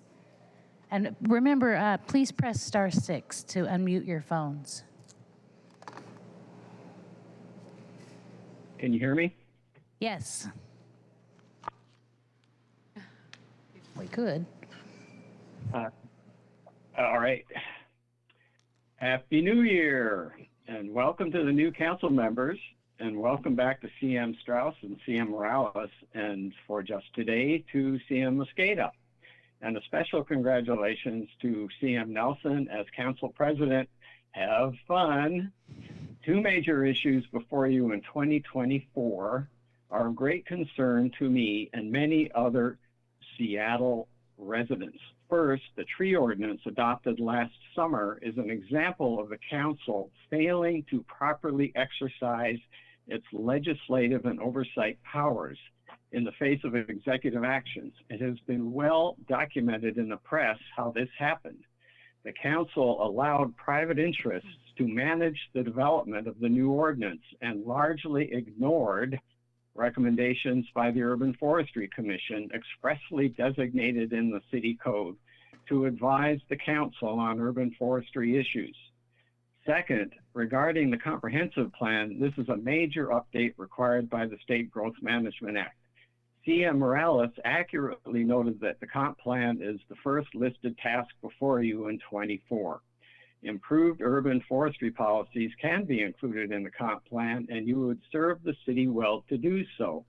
Finally, the provision of additional housing, especially low-income housing, is a major, if not the major issue to be addressed in the comp plan. The update process includes consideration of and mitigation for impacts on the environment, including displacement due to the loss of low-income housing. The best mitigation measures for displacement are to prevent it from happening. The best way to prevent displacement is to require the replacement of existing and construction of new housing affordable to low-income people when giving to. Thank you. Chair, I missed 2 in-person speakers, so I'd like to call on Jules Rawls, who will be followed by Nate Miles, and then we'll go back to the remote speakers. Okay. Thank you. Go ahead, Jules. Hi, it's Julie Rawls. I'm new to Chinatown for about a year and a half, and I happen to be a fan of ceasefires, calling truces, and the idea of a 988 system. I brought my little kit that I wear around in Chinatown. When I first got there, there was a lot of turmoil. I contacted Joe McDermott's office and asked, I'm a physician but disabled, how can I be involved? And I was told, oh, he's already picked the people he wants to work with. Okay, so I still managed to be involved. I found this woman, Tanya Wu, and I'm also a fan of Tanya Wu. And I would like you to consider voting her in to replace Teresa, who already left, I guess. Just want to share with you some of the things walking around Chinatown, just going to the library or to Uwajimaya to see somebody under a blanket. I already have PTSD from different things in my life. It terrified me. So I went over to ICHS to try and get Narcan. Figured you could just walk in and they give it to you. Nope.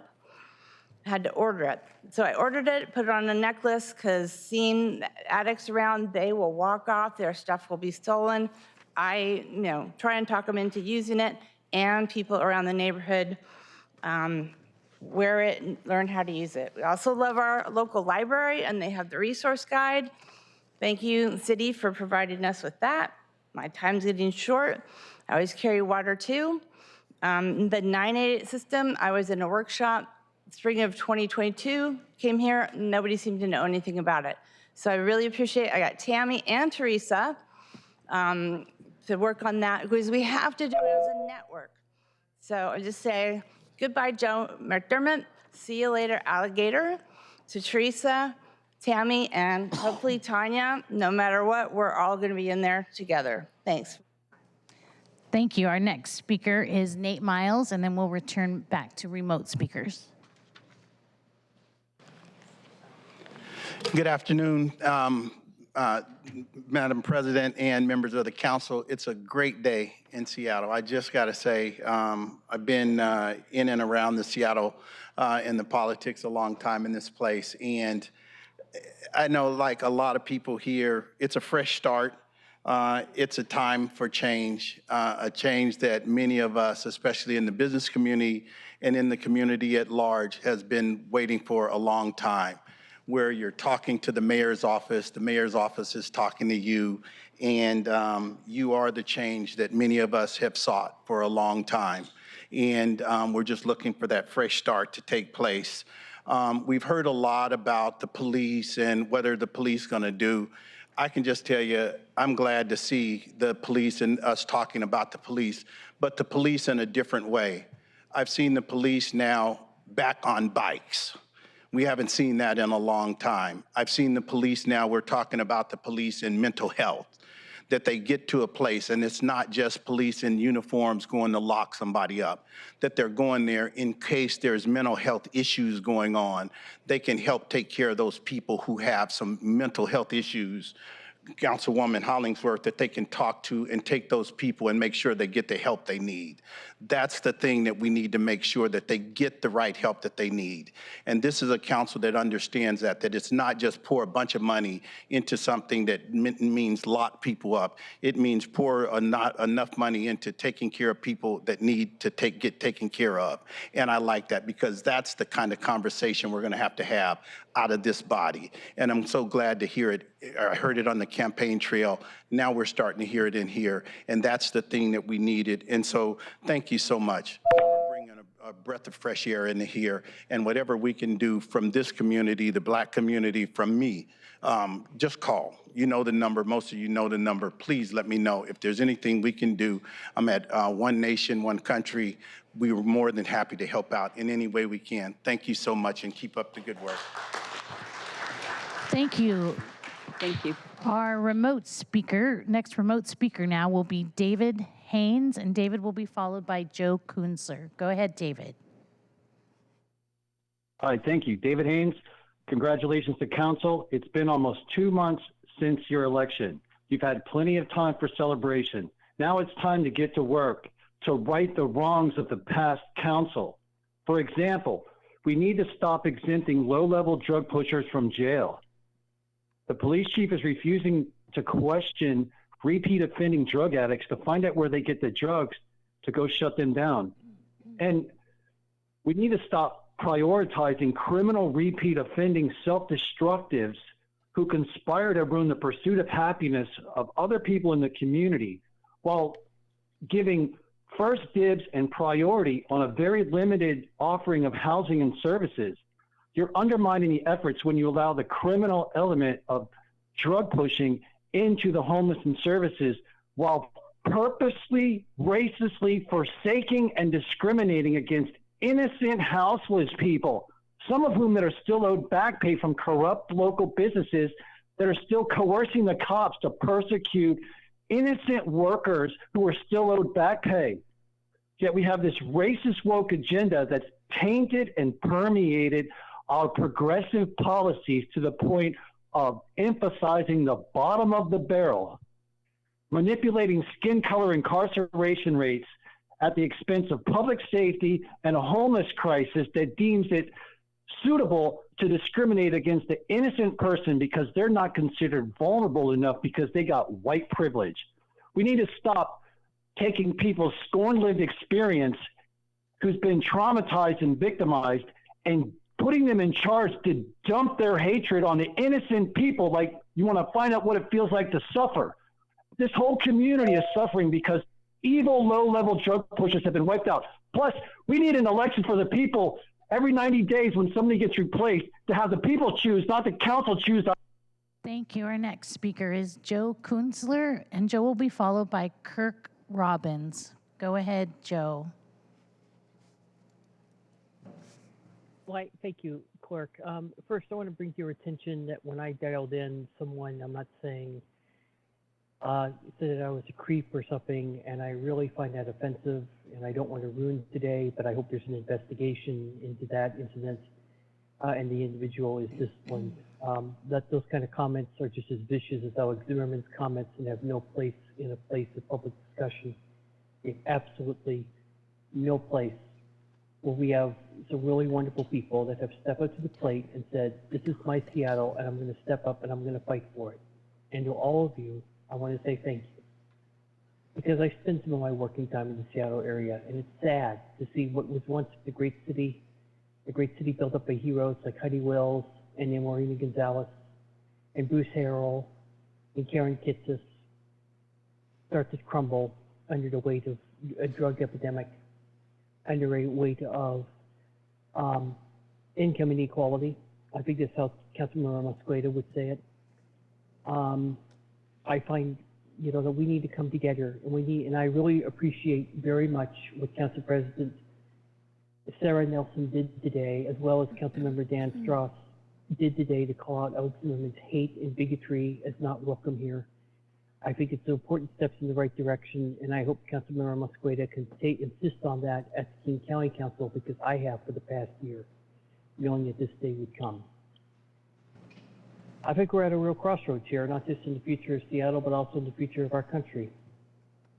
On February 13th, the Alaska flight attendants will be holding an informational picket, joining flight attendants all around the country, and I'm pretty sure Councilmember Mosqueda will be joining them. I'll be covering the event for Simple Flying, so my cheering will have to be somewhat limited, but I know it'll be a good fight against income inequality. We also have an evil man wanting to run for president who is aided by Alex Zimmerman and possibly others in the region that we need to stand up to. But most of all, we need to stand up for civic virtue. And I want to thank all of you council members who've run and won to stand for civic virtue against those that want to sit at home and not vote and then make excuses for that. Against those that want to appease and excuse income inequality. Against those that want to excuse and appease bigotry and hate. For those of you who stood up for what's right, thank you. I salute you and thank you for your time today. And one last thing, I'm not a creep, I'm a nice guy. And I hope that Seattle channel employee. Thank you. Our next speaker is Kirk Robbins, and Kirk will be followed by our last speaker, Steve Zemke.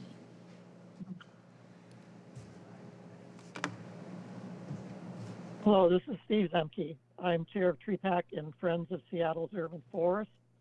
I want to congratulate all new council members on your swearing in today, and we look forward to working with you.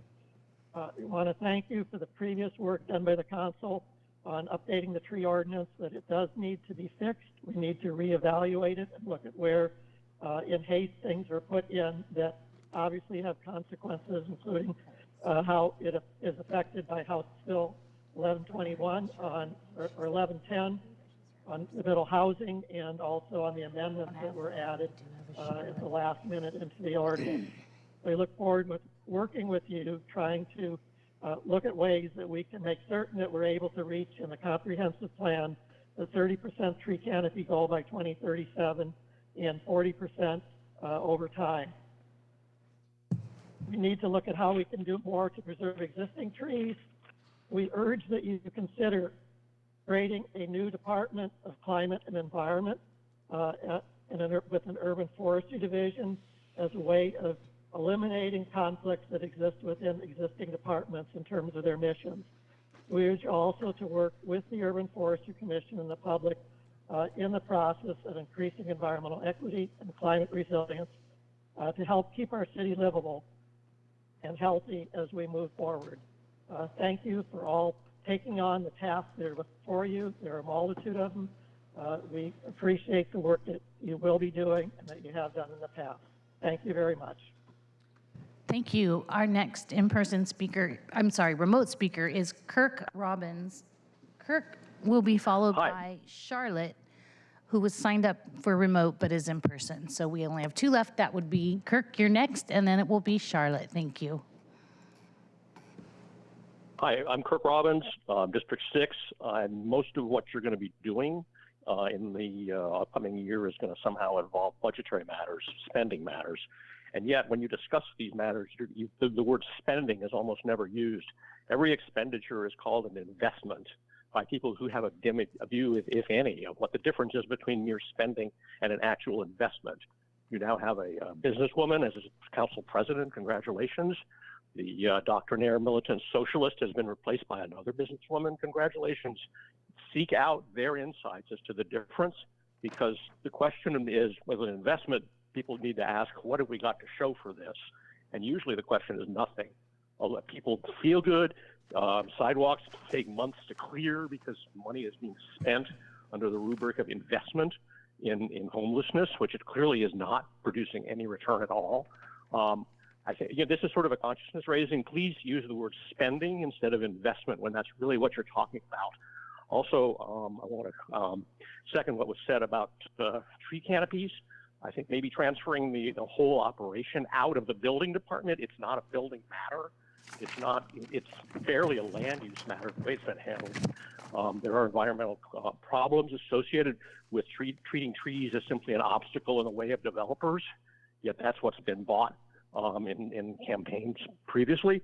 So just some insight about how to handle the future. We need to think more about the differences of long-term and short-term feel-good and useful expenses and expending. And when that happens, probably we won't have to face this revenue cliff that people keep talking about. So congratulations to all of you. Really glad of the turnover, and take care. Good luck on picking a new finance chair who can see the world this way. Thank you. Thank you. So our last speaker now will be Charlotte Amaro. Great. Thank you, Madam Clerk. My name is Charlotte Kane Amaro. I'm a renter and a Democratic PCO in District 3. I want to speak on the upcoming vacancy, but I want to also briefly address our newest council members first. Congratulations. You have all been elected by the people in your districts to represent all the people in your districts. And I trust that you will conduct yourselves in office with fairness and professionalism that your role in the city demands of you. And a heartfelt congratulations to our newest council president. If I did my research correctly, you are the first council member in at least a quarter century to be elected president in her first term in office, and certainly the first woman to be so honored. I wish you the best of luck. The 8th council position will soon be vacant, and the Seattleite the council picks should be indicative of who Seattle is. At day's end, that power rests with council, but I implore you to choose a council member who looks like Seattle, with particular care to choose someone from a community not currently nor perhaps ever represented on this dais. Finally, Councilmember Mosqueda, I am sure to speak for many Seattleites when I say you'll be dearly missed on this council. But as a constituent of yours in District 8, I look forward to seeing the work that you do across the street. There's much work for you all to do in the next 4 years, I'm certain you all know. And I hope you know just how many eyes will be on this dais in these chambers as you carry out the work of the city and its people. I wish you all the very best of luck. Thank you. Happy New Year. Thank you. That concludes our public speakers today. All right. Thank you, everybody, for your comments today. We do have some items of business. That concludes our public comment. We have a lot of procedural votes coming up, and then some significant or weighty legislation. So please stick around, and I know that if folks are interested in getting down to join their families and friends downstairs. Okay. The first item of business here is to adopt our referral calendar. I move to adopt our introduction and referral calendar. Is there a second? A second. Second. Thank you. Go ahead. It's been moved and seconded to adopt the introduction and referral calendar. Any comments? Seeing no comments. The rules, if there is no objection, because this is the first meeting, the rules will be suspended to allow consideration of 2 resolutions for introduction and adoption that were not circulated prior to 5 p.m. the previous business day. So seeing no objection, the rule is suspended, and we will proceed with consideration with the amendments to the introduction referral calendar. I move to amend the introduction referral calendar by introducing resolutions 32123 and 32124, and by referring them to the Seattle City Council for adoption at today's meeting. The resolutions are entitled, a resolution designating the monthly president pro tem of the City Council of the City of Seattle for 2024-2025, suspending Resolution 32036, and a resolution relating to committee structure, membership, meeting times, and duties of the standing committees of the Seattle City Council for 2024 and 2025, and superseding Resolution 32037. Is there a second? Second. Thank you. It's been moved and seconded to amend the introduction referral calendar to introduce resolutions 32123 and 32124 for referral to the City Council for adoption today. Are there any comments? Seeing no comments, we will now proceed to a vote. Will the clerk please call roll on the adoption of the amendment? Councilmember Hollingsworth? Aye. Councilmember Kettle? Aye. Councilmember Moore? Aye. Councilmember Mosqueda? Aye. Councilmember Morales? Yes. Councilmember Rivera? Aye. Councilmember Saka? Aye. Councilmember Strauss? Aye. Council President Nelson? Aye. 9 in favor, none opposed. All right, the motion carries. The amendment is adopted, and the resolutions will be added to today's City Council agenda for consideration. I don't believe there are any more comments, so we will now, so if there is no objection, the introduction referral calendar will be adopted as amended. Hearing no objection, the introduction and referral calendar is now adopted and amended. All right. Now we'll do the agenda. If there's no objection, the agenda will be adopted. Hearing none, the agenda is adopted. Now we'll proceed to consider the consent calendar. Items on today's consent calendar include the minutes of December 12th, 2023, and council bills that are payroll bills, and they are council bills 120733 through 120735. Are there any items the council members wish to remove from our consent calendar? Seeing none, I move to adopt the consent calendar. Is there a second? Second. It's been moved and seconded to adopt this consent calendar. Will the clerk please call the roll on the adoption of the consent calendar? Councilmember Hollingsworth. Aye. Councilmember Kettle. Aye. Councilmember Moore. Aye. Councilmember Mosqueda. Aye. Councilmember Morales. Yes. Councilmember Rivera. Aye. Councilmember Saka. Aye. Councilmember Strauss. Aye. Council President Nelson. Aye. 9 in favor, none opposed. All right, thank you very much. If anybody's following along the agenda, we're now on item H. There are no committee reports for presentation today. And item I, there were no items removed from the consent calendar. So we'll move right into J. Will the clerk please read the title of new item 1?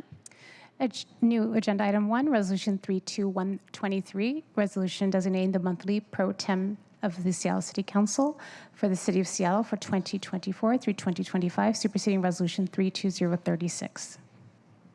Thank you. I move to adopt resolution 32123. Is there a second? Second. All right.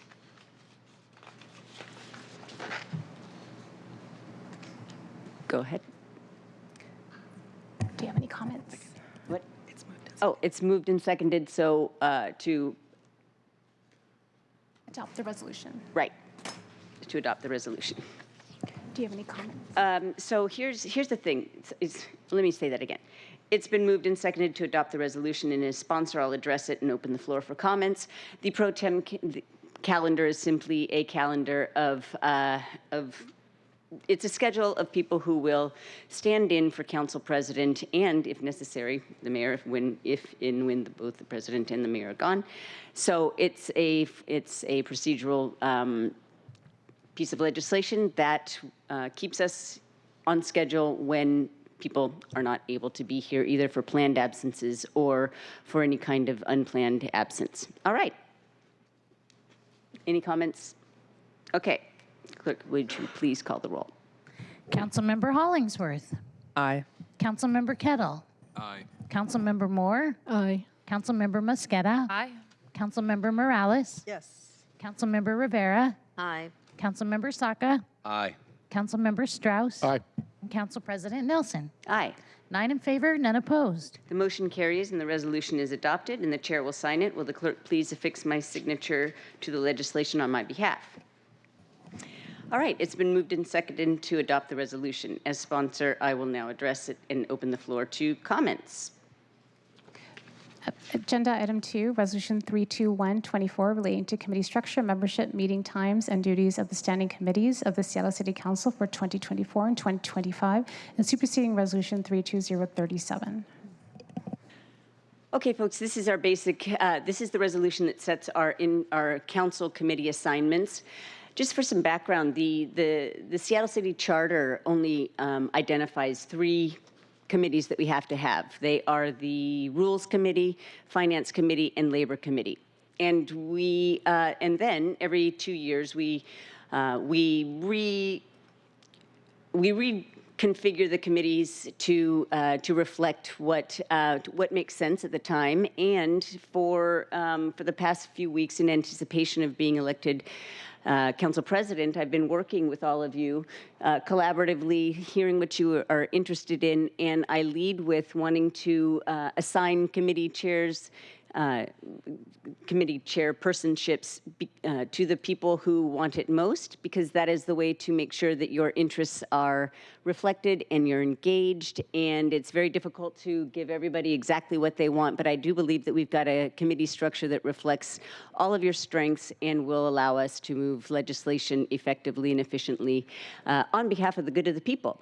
So that is what we've got before us right now. The resolution that will adopt the external committees is generally voted on in the following week. And so that will be coming next week. And for all of you out there in the audience, the resolution that we're referring to right now, because it was walked on, will be available on the agenda probably in about 15 minutes. But if you just can't wait to hear who the chairs are, I'm just going to go through the list and let folks know, starting with District 1, Councilmember Saka, Transportation. 2, Councilmember Morales, Land Use. 3, Councilmember Hollingsworth, Parks, Public Utilities, and Technology. District 4, Councilmember Rivera, Libraries, Education, and Neighborhoods. District 5, Councilmember Moore, Housing and Human Services. District 6, Councilmember Strauss, Finance, Native Communities, and Tribal Governments. District 7, Kettle, Public Safety. And the vacant position will be, that person, once they are appointed, will handle sustainability, city lights, arts and culture. And then finally, my committee is governance, accountability, and economic development. As a small business owner, I wanted to maintain my interest in economic development. So that will be our committee structure going forward. You can read more about it on the agenda very soon. Let's see. Hold on. I have to move. So now I will move to adopt Resolution 32124. Is there a second? Second. Thank you. It's been moved and adopted. Will the clerk please call the roll? Unless there are any other comments. Excuse me. Okay. Seeing Congratulations, Council President. Thank you. Go ahead. Councilmember Hollingsworth. Aye. Councilmember Kettle. Aye. Councilmember Moore. Aye. Councilmember Mosqueda. Aye. Councilmember Morales. Yes. Councilmember Rivera. Aye. Councilmember Saka. Aye. Councilmember Strauss. Aye. Council President Nelson. Aye. 9 in favor, none opposed. All right, the motion carries and the resolution is adopted and the chair will sign it. Will the clerk please affix my signature to the legislation on my behalf? All right. Any other business here? Yeah, okay. So just wanted to make sure because, anyway. So we do have one more item on the agenda, which is to discuss how we're going to go about filling this vacancy. But this is Councilmember Mosqueda's last meeting with us before you go on to the King County Council. So I wanted to provide an opportunity for you to speak, to address the audience and your colleagues. So please take it away.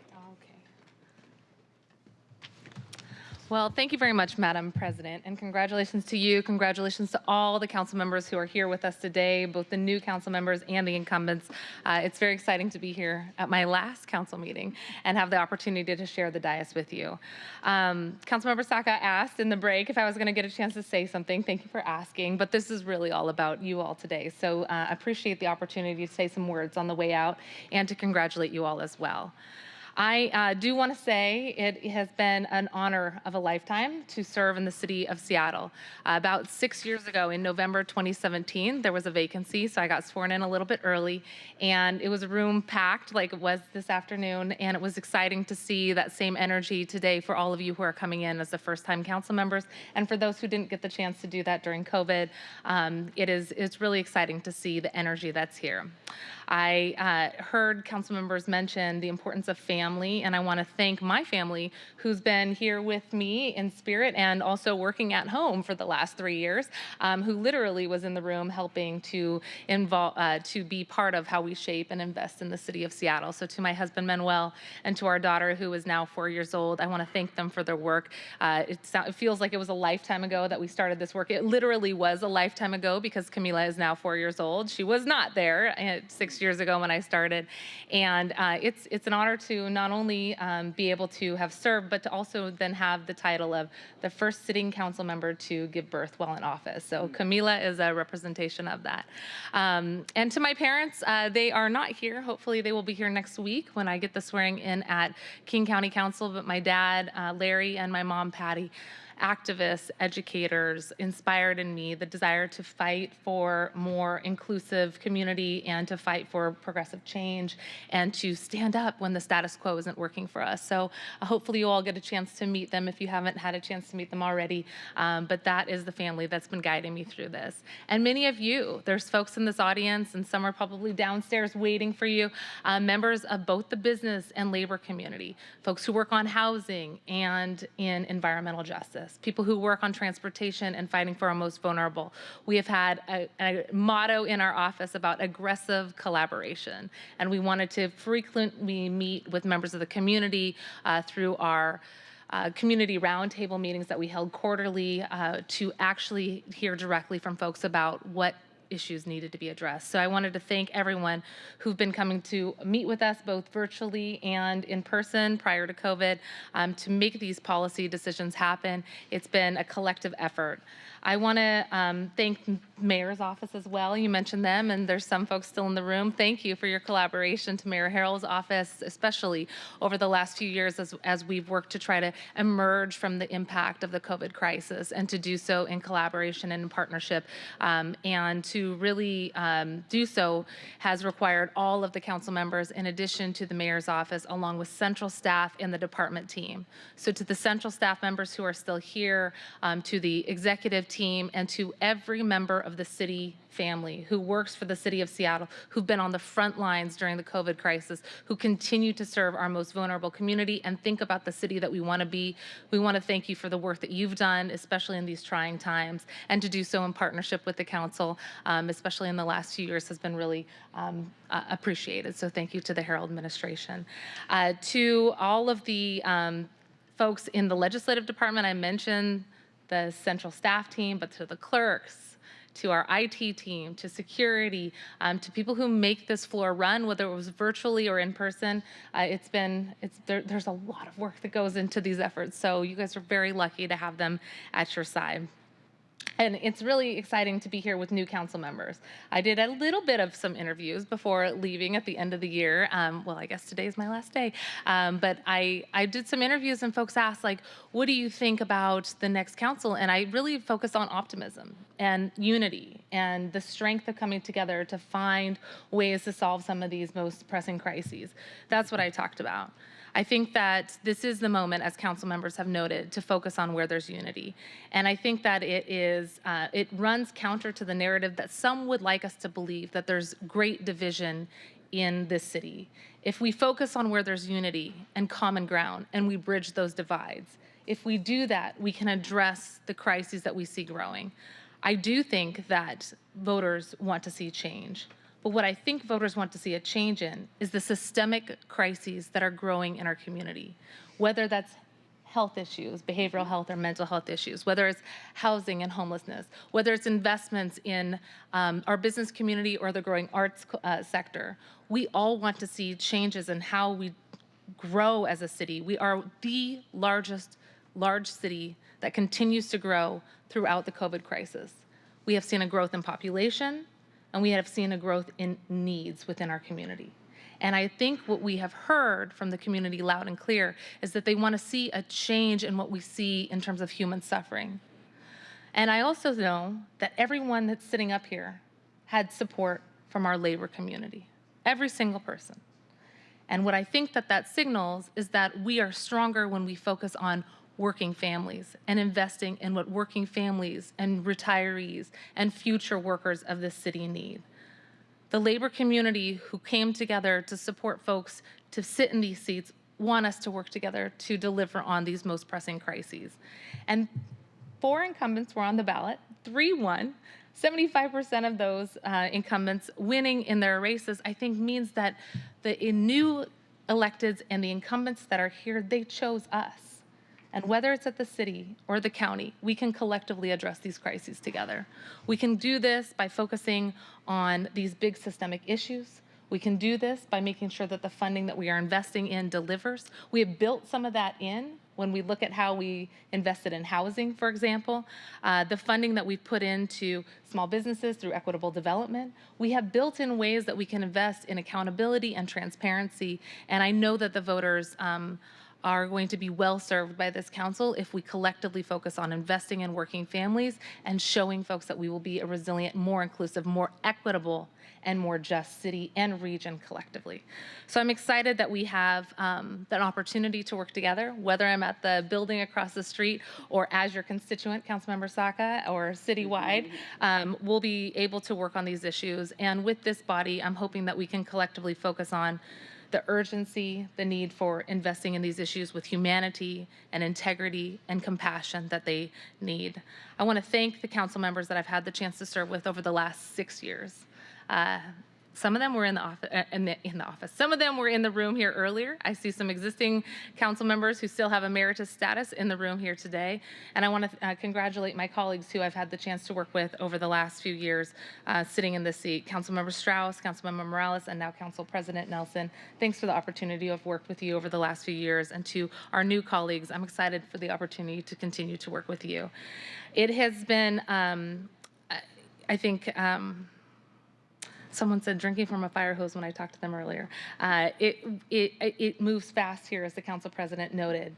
And you have a huge opportunity in the city to be able to respond to the calls from constituents with much faster pace than I've seen at the state level when lobbying there, than we see at Congress there. And we know that with collaboration and partnership, we can have a tremendous impact in the city, but frankly, across the nation too. Because this is the city where we've led. We've led on worker supports. And in just our short time here in the city of Seattle, as the chair of the committee that has purview over labor, we have not only led here in our region and for our state, but for the nation. Paid sick and safe time for gig workers, taxi legislation, human service provider pay, cannabis equity legislation, workforce development, grocery worker hazard pay, cash assistance for workers during COVID, paid sick leave for workers during COVID that then we made permanent, paid sick leave for public health crises so that when somebody has to call in for their loved one who is either in child care or adult care, we can take paid leave when there's a public health emergency. The Domestic Workers Bill of Rights, the hotel worker protections, and eliminating the sub-minimum wage for workers with disabilities, we did those in 6 years. In housing, we increased the funding for housing 6-fold in our time in office. We did that by passing Jumpstart progressive payroll tax. We did that by protecting the investments that Jumpstart invests in. With 2/3 of the funding from Jumpstart going into affordable housing, it is creating 1,800 units of new housing through Jumpstart. That, coupled with the levy that we just passed, thank you, Seattle voters, and to the council who passed the housing levy on to the voters, we will see another 4,000 units of affordable housing coming online. And we did that not only with investments in brick and mortar, but with the workers who help people stably housed. We invested in a community self-determination fund that puts funding at the front of the line for workers, for organizations that are led by communities most at risk of displacement, and to put those organizations at the front of the line to build housing in the vein of what the community wants, who is at highest risk of displacement. We prioritize community-focused acquisitions, permanent affordable housing ownership opportunities, fighting displacement, both housing displacement and economic displacement, by investing not in just housing units, but housing that puts childcare and small business opportunities on the first floor, cultural space, and childcare. Childcare, thank you for that childcare shout out earlier. We invested in community preference, affirmative marketing policies, prioritizing city-owned land and preventing it from ever being sold on the private market again, to take that land and put it back into the public sector and invest in the public good, which is housing, and taking property also off the speculative market and putting it back into the city's hands. That is how we create permanently affordable options. We did this all within the vein of what Councilmember Councilmember Morales started with today, with the goal of having a reckoning of what our existing land use policy means, to try to actually rectify the fact that we have exclusionary policies that are still embedded in our land use code. So I look forward to all the work that is to come on the land use policy and building on what we're trying to do, which is undoing exclusionary policy and creating a more inclusive Seattle neighborhood. And to my colleagues who focused on transparency and accountability and making sure that we're counting all the widgets, thank you for those comments. What we have done on the Seattle budget, and Councilmember Strauss Good luck. Congratulations, Mr. Chair of Budget. We have helped to elevate and daylight the 6-year financial plan so that we can better plan for the revenue and expenditure needs of the future. We've increased access to the city budget's office data. We've done that with building oversight, accountability, and transparency into the code, and thanks again to central staff for that work. And many of us know that the reason that I want to go and be your partner at the county is to focus on public health. And public safety is an outcome of public health investments. So I look forward to continuing to work with you on creating a healthier, safer region for everyone, a more affordable and livable and vibrant region. And we can do this by continuing to invest in strategies that invest in the health and sustainability and security of all our residents. I believe Mr. Miles noted it. I don't know if he's still in the audience, but Mr. Miles noted we can't just lock people up. We have to free up officers so that they can respond to higher level calls. We are freeing up officers to respond to lower level calls by investing in pre-filing diversion programs, community passageway investments, Health One investments, increased funding for violence prevention, interruption strategies, gun violence, bedside interruption strategies, and making sure that our community organizations who are closest to the community have direct cash. We're also investing in other strategies that partner with firefighters. Our Health One expansion is something that I will eternally be proud of because we've done that to allow for mental health providers and first responders through our firefighters to be able to respond, in addition to the standing up of the Crisis Care Center, Connection One call, and the Communications Center Department. So looking forward to continuing all of that work on public safety and public health, and building a more equitable and affordable region for everyone. I look forward to working with you all in our upcoming efforts, and as we know, I still have my mask up here, the impact of the pandemic, both on our physical health lingers, the impact of the pandemic on our economic stability for our region still is present, and this is coupling the inequities that we already saw prior to the pandemic. So our job is a big one, both across the region and here in Seattle, to make sure that we continue to tackle the crisis of economic inequality together so that we can all be more healthy. There's a professor at the University of Washington, Stephen Bestrushka, and he talks about health Olympics. And the more that we invest in a more equitable economy, where there is a narrow gap between the wealthiest and the lowest income, the healthier we will all be. So the life expectancy of our babies, the life expectancy and health outcomes of our elders, and our community and neighbors really relies on us creating a more healthy and equitable economy for all. Look forward to working with you, council members, and congratulations on your swearing in today. Oh, I forgot something. I just have at the top of my notes, I want to thank my team, who we could not do this without. Aaron House, my chief of staff, is here. Thank you, Aaron, for all of your work. Faride Cuevas and Melanie Cray on our team. And over the years, we've also been blessed to have the work of Sejal Parikh, Michael Maddox, and Aretha Basu. As you all know, this work is impossible to do without our team. So please, if you can join me in thanking them for all of the work they've done over the last 6 years as well. Thank you. Thank you very much.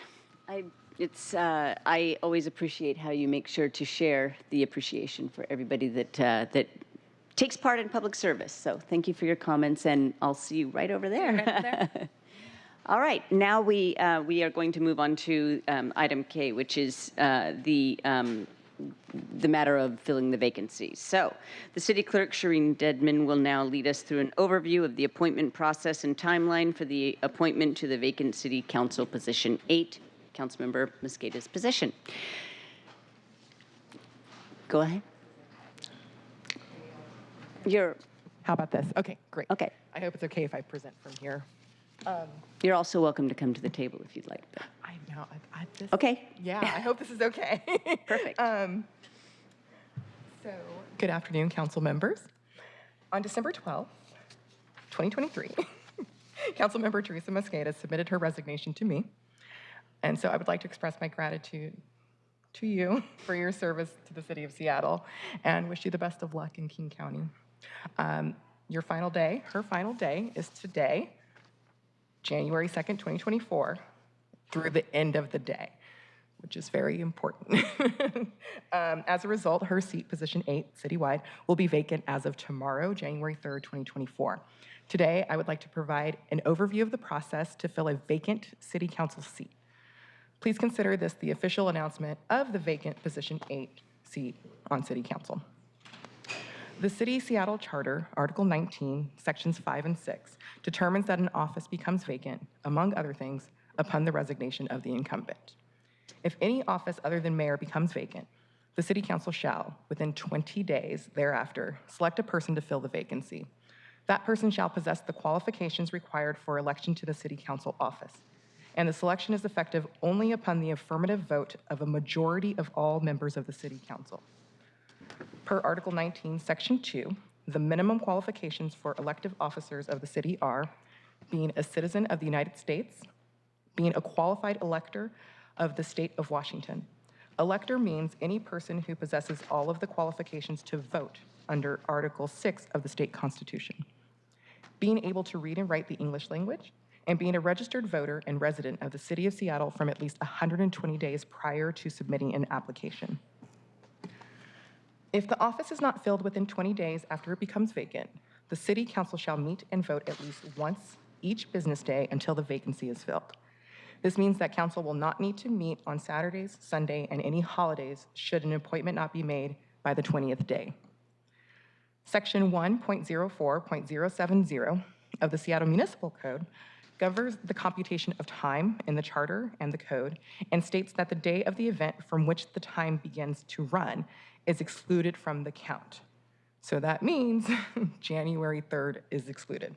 The last day of the period is included unless it is a Saturday, Sunday, or legal holiday, in which case the period runs until the end of the next day in the direction being counted. That is not a weekend or holiday. Therefore, the 20th day will be Tuesday, January 23rd, 2024. Once the vacancy is filled, the person appointed to the vacant seat shall hold office until a successor is elected and qualified at the next regular municipal general election, which will be in November 2024. The appointee will serve through to until the election is certified and a successor is elected and qualified. Per the Seattle Municipal Code, Chapter 3.93010, the City Council shall accept applications from anyone qualified to become a council member. Within 5 business days of the seat becoming vacant, City Council shall publish application procedures, which must include, at the minimum, the method for submitting applications, requirements for the document types and content of the submissions, the deadline for the submissions, the method for submission, the requirements for submission, and an estimated timeline of necessary events under the city charter and this chapter of the Seattle Municipal Code. This information must be determined by council. After the City Council vacancy application submission deadline, City Council shall publish all submissions meeting the application standards as established by council. At this point, the city clerk will provide each council member with a digital notebook that includes all of the applications received by the submission deadline. Also within 5 business days, City Council shall publish application procedures for community entities interested in participating in the public forum development process, including a minimum of the method to submit applications, the requirements for document types and content of the submissions, the deadline for submissions, and criteria for evaluation. After the community entity application deadline submission, City Council shall develop a public forum to be hosted for interviewing applicants. This will be noted on the estimated timeline, which we'll review shortly and is available on the screen. The City Council shall consult with the community entities that submitted applications and selected by the City Council so that the community entities can then inform the forum structure, questions, and accessibility considerations. Only applicants that submitted completed applications material may participate in the public forum. After this interview process, City Council shall meet to consider the applications. This is done at an executive session. City Council shall have at least 1 meeting after applications have been made public, at which public comment is permitted concerning the filing of the vacancy, and at which candidates who participated in the forum may address the City Council. Only applicants who participated in the forum and addressed the City Council at the subsequent meeting may be appointed to fill the vacant seat. Finally, Council shall hold a public meeting to appoint a council member to position 8. This may occur at the regular meeting on Tuesday, January 23rd, 2024.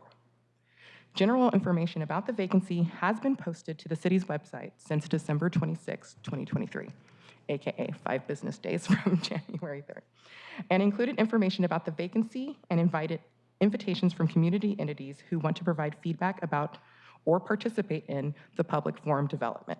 I want to thank the entire communications group for their flexibility and availability during the holiday break to make that information available to the public. In order to move forward with charter mandates, we would like for council to do the following. 1, adopt an estimated timeline of necessary events.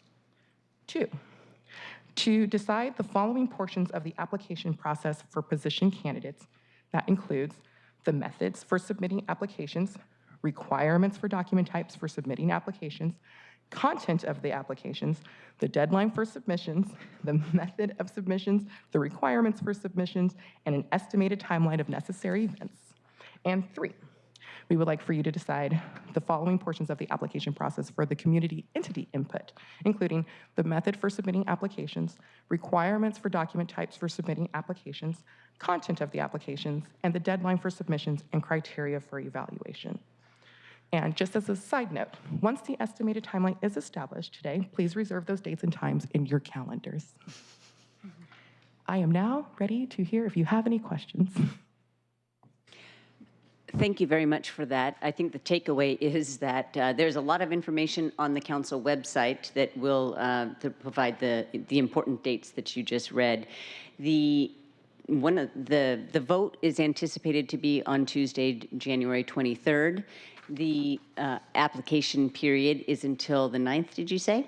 That is for you to determine the submission deadline. I thought that was already determined. In any case. So that's just a recommendation. It's just what we kind of evaluated the dates, but that is for council to decide. Okay.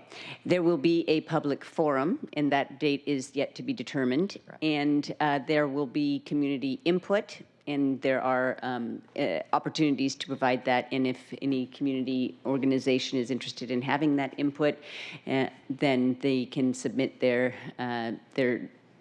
not resume, but their show of interest on the website as well. So there is a lot of information there. I know that this is going to be it's going to be an interesting process because this is the first time that we will be implementing codified procedure that we just heard. This was a process that was used in, when was it, 2020? 2019, and then later that year it was codified into law. So we are the first ones to actually be following code in this process. So I will now open it up to any questions that people have. I have a question. Councilmember Morales. Yeah, thank you so much, Madam Clerk, for reviewing the process.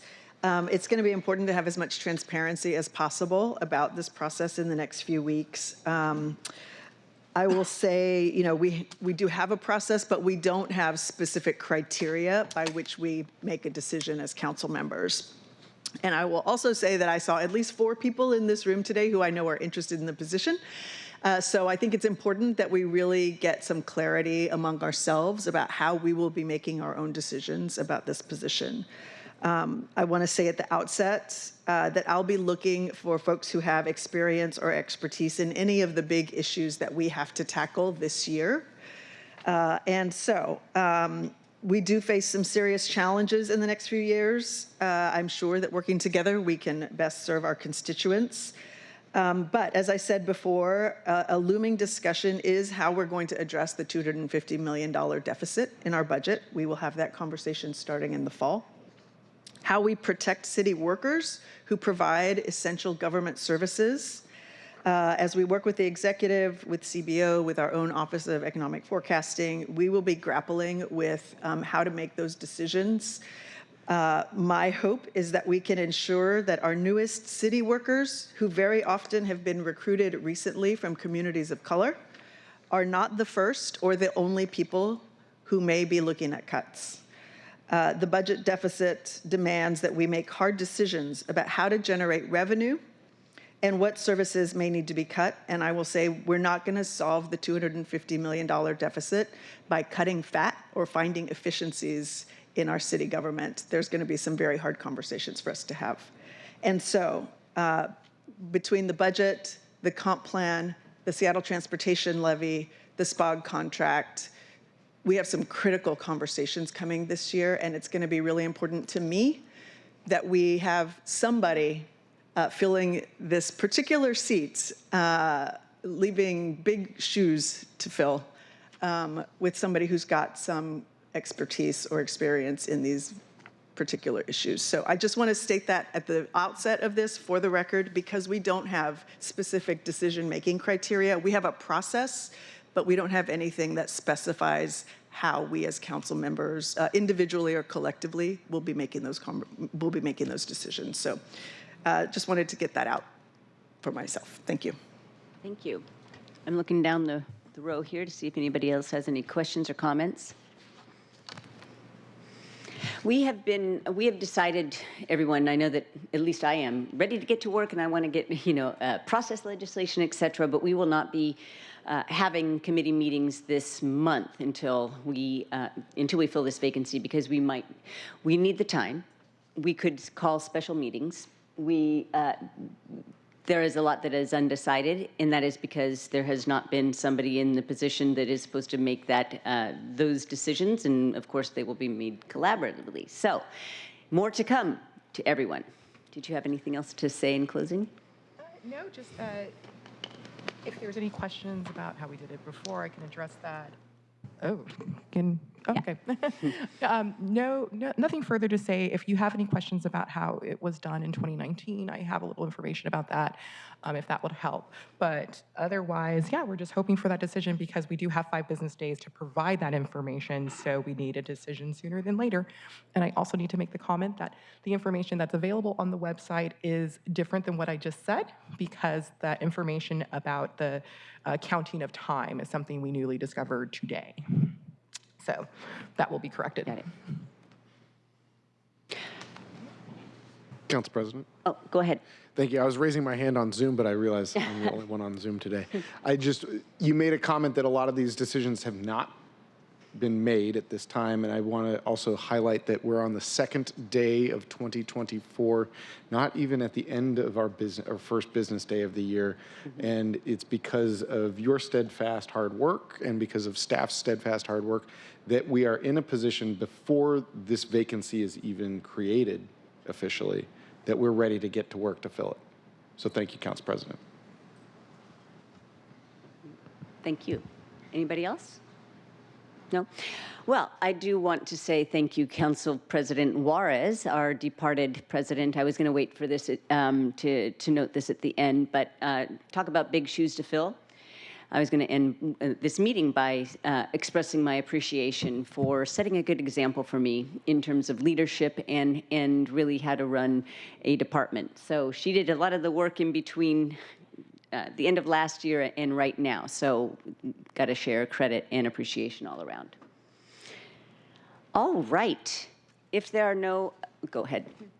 So at the very least, what we are hoping for today, if we can at least get the calendar, like if a motion could be made to approve that calendar, the recommended timeline, then we can move forward with a little more informed, if that would be okay. I move to approve that calendar. Second. Thank you. Okay. All right. Okay. There is no thing in, but let's vote. Okay. It's been moved and seconded. Let's vote on the calendar. Councilmember Hollingsworth. Aye. Councilmember Kettle. Aye. Councilmember Moore. Aye. Councilmember Mosqueda. Aye.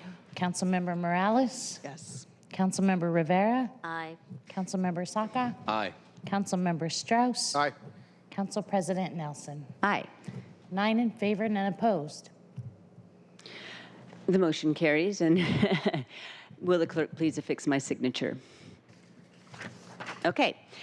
Thank you very much for your grace. This is my first time. We're working out some kinks here in my ability to lead a meeting. Okay, I do not believe there is any other business unless somebody wants to announce that they will be absent at a future meeting. Just kidding. All right. Good one. So Colleagues, we've reached the end of today's agenda. Our next regularly scheduled City Council meeting will be held on January 9th at 2 p.m. As a reminder, there's a short reception that will now commence at Bertha Knight Landis on floor 1 of Seattle City Hall. And all are welcome to attend the reception. Hearing no further business, we are adjourned. It is 4:31. Thank you very much. We got this, everybody. Yep. All right. Nicely done. Let's continue. Thank you.